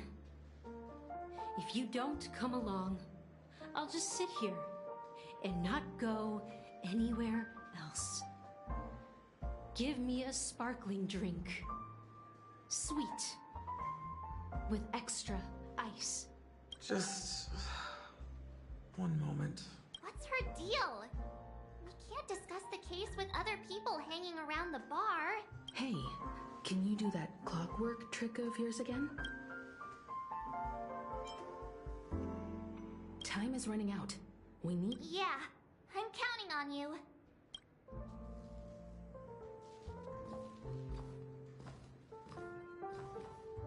You're one of Siobhan's guests, right? What can I do for you? If you're here to convince me to leave, please stop it. I'll never leave until she accepts my proposal. I just...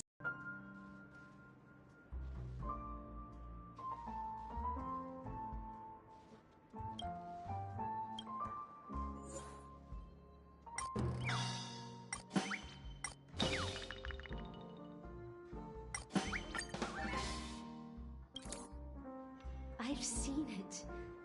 The moment when Siobhan and I share this, the crowd is going wild. Applause crashing like waves. The aroma of irises fills the air. A beautiful melody playing. Ribbons dancing around us. And the taste is sweeter than honey. I've seen that scene countless times in my dreams, and every time it mesmerizes me.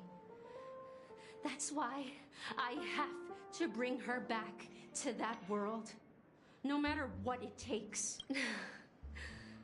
Want to raise a glass, my attentive listener?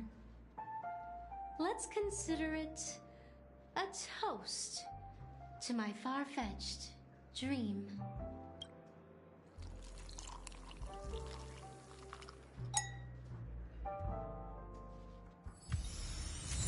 She's still not leaving. Maybe I'll... I just don't get why.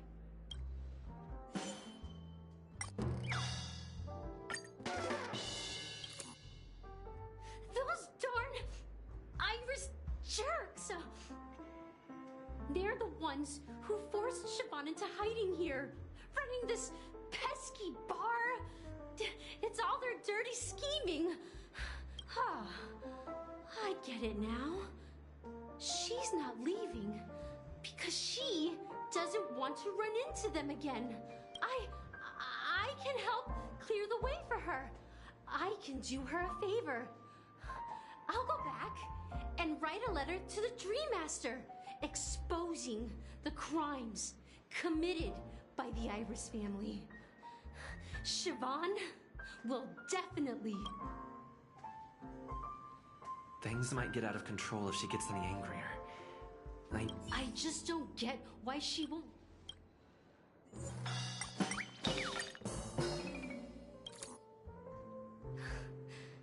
It's ridiculous, right?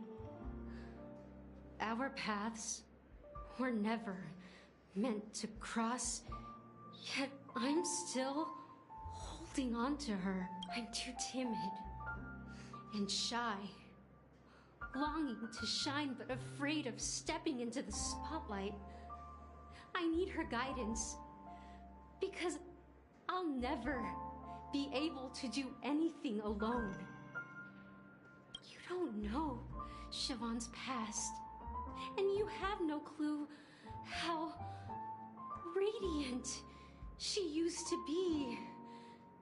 Even among the talented Iris family, her skill was unmatched.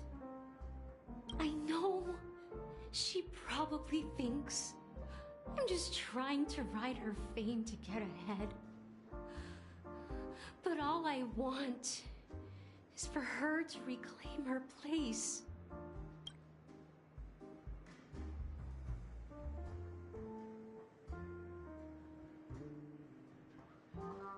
Well,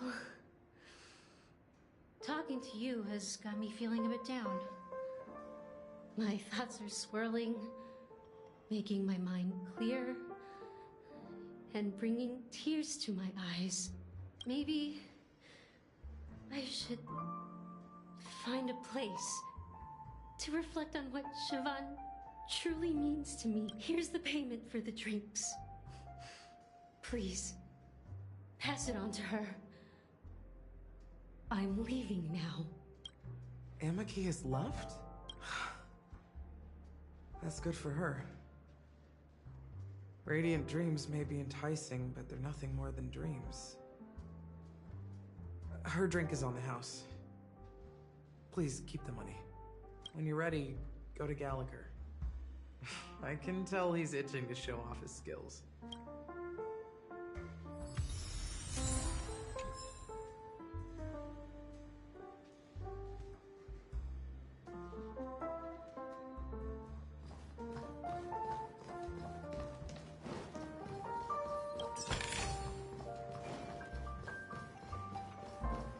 That being said, mixing a drink is way simpler than you'd imagine.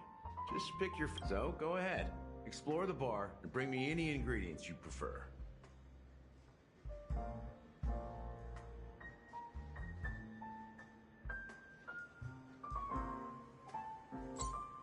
Nice work. Let me take a look. You found some interesting ingredients there. Now, take your pick. Each drink has its own unique flavor, and the base ingredient sets the tone for the initial taste and the lingering aftertaste. So, which one would you like to use as the base?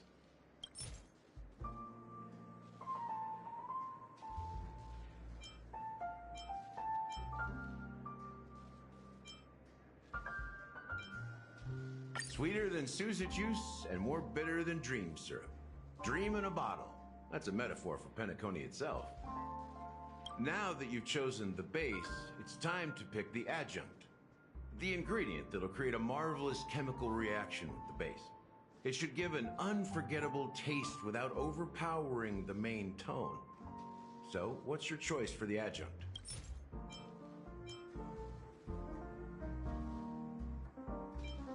Bright future. A taste that's been a long time coming. I'll never forget the flavor that danced on my tongue as Mikhail whisked me through the dreamscape wilderness. Those were haunting times. Too beautiful to be real. Mikhail. Almost there. Let's pick a decoration. Which style do you prefer? Anything you need, I've got it.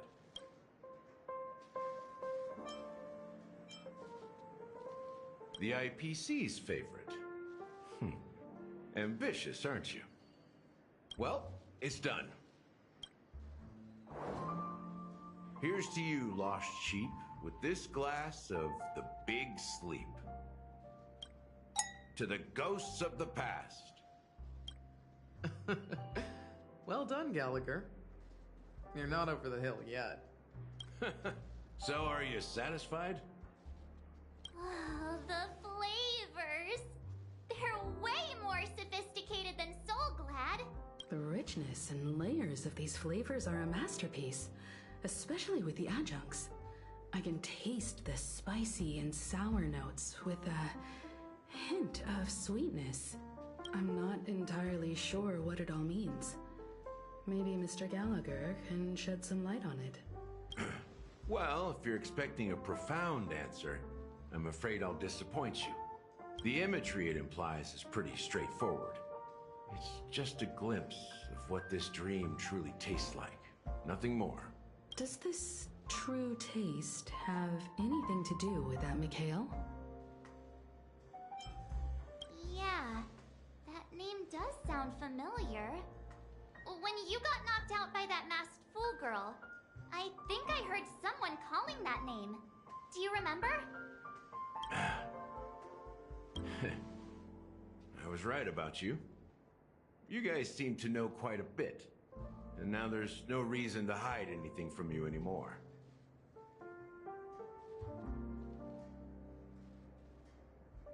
Let's dig deeper into the case. And of course, I'll tell you a story about Mikhail.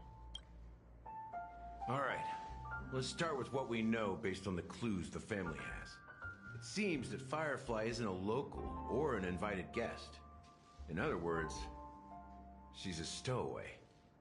She managed to fool me at first. My age must be getting the best of me. But here on the planet of festivities, stowaways are a common sight. You're bound to run into one sooner or later. After the incident, the hounds wasted no time searching for that girl in both the dreamscape and reality. But here's the thing. We only received bad news. And the trickiest kind at that. She simply vanished, leaving no trace in the dreamscape or reality. As if she had never come to Penacony at all. Huh? Does that mean... That's impossible. The problem now is not that she's dead, but that it's as if she had never existed in the first place. Let me be frank. This case, actually, is unlike anything the Bloodhound family has dealt with before. Dealt with before? So, death does happen in Penacony, if I understand correctly. You've witnessed it, so there's no need to hide. Even the shiniest city has its dark side. We're all adults here. Surely I don't need to explain too much to you. Confronting the family based on that alone would be naive. Death may occur in sweet dreams. So what? Such events are highly unlikely and only affect a tiny number of people.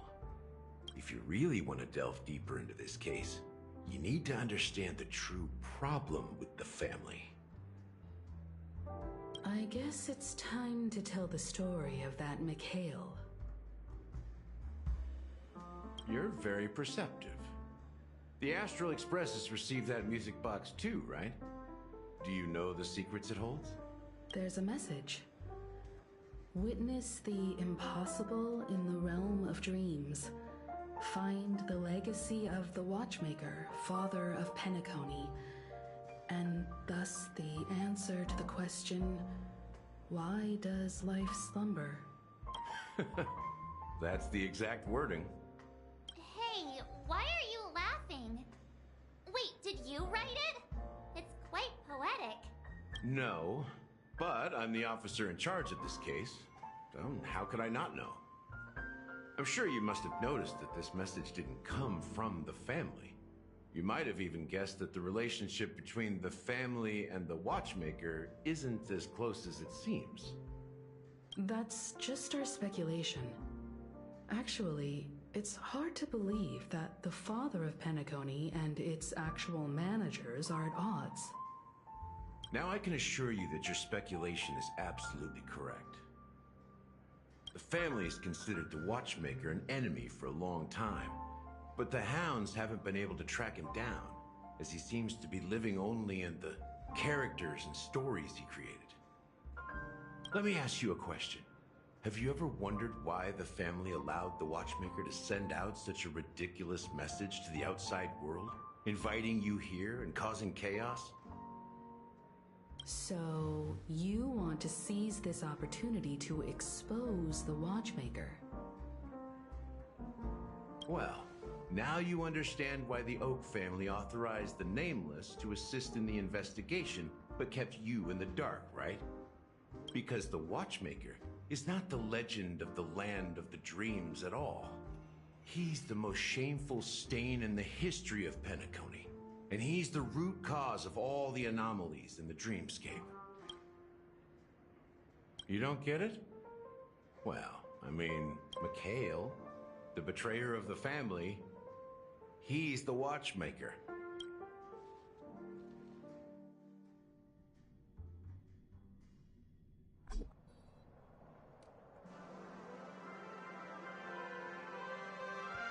Here we are, Clock Studios theme park, the most popular entertainment center in Penacony. Wait, aren't we supposed to be discussing the watchmaker? I would have expected you to take us to maybe a library or an archive room of sorts. But an amusement park? The culture of a city reflects its history in the most authentic way. To you, it's a fun place. But to me, it's a prison for the planet's past. You know that Penacony used to be the IPC's prison planet, right? All the prisoners were brought here, helping the Garden of Recollection salvage the leaking memoria from the macrovoid. The prolonged exposure to high concentrations of memoria caused a unique phenomenon. The dreams of countless prisoners intersected and overlapped, and people started meeting each other in their dreams, living lives that were almost identical to reality. But everything has a price, and sweet dreams are no exception. In the end, the dream world was unable to alleviate the suffering of prisoners in reality. One of the prisoners broke free from the IPC shackles and fought for freedom. He is Hanu, the great leader of Dreamville, the great peacemaker, and the formation that draws from Penacony's actual history.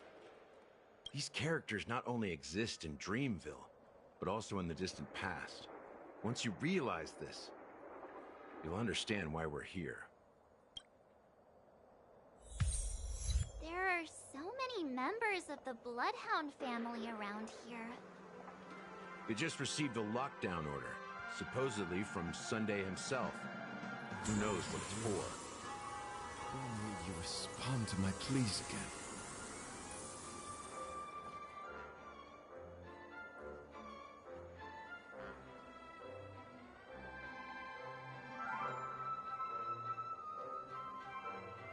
I shall uphold the principles of knighthood, to champion beauty and courage.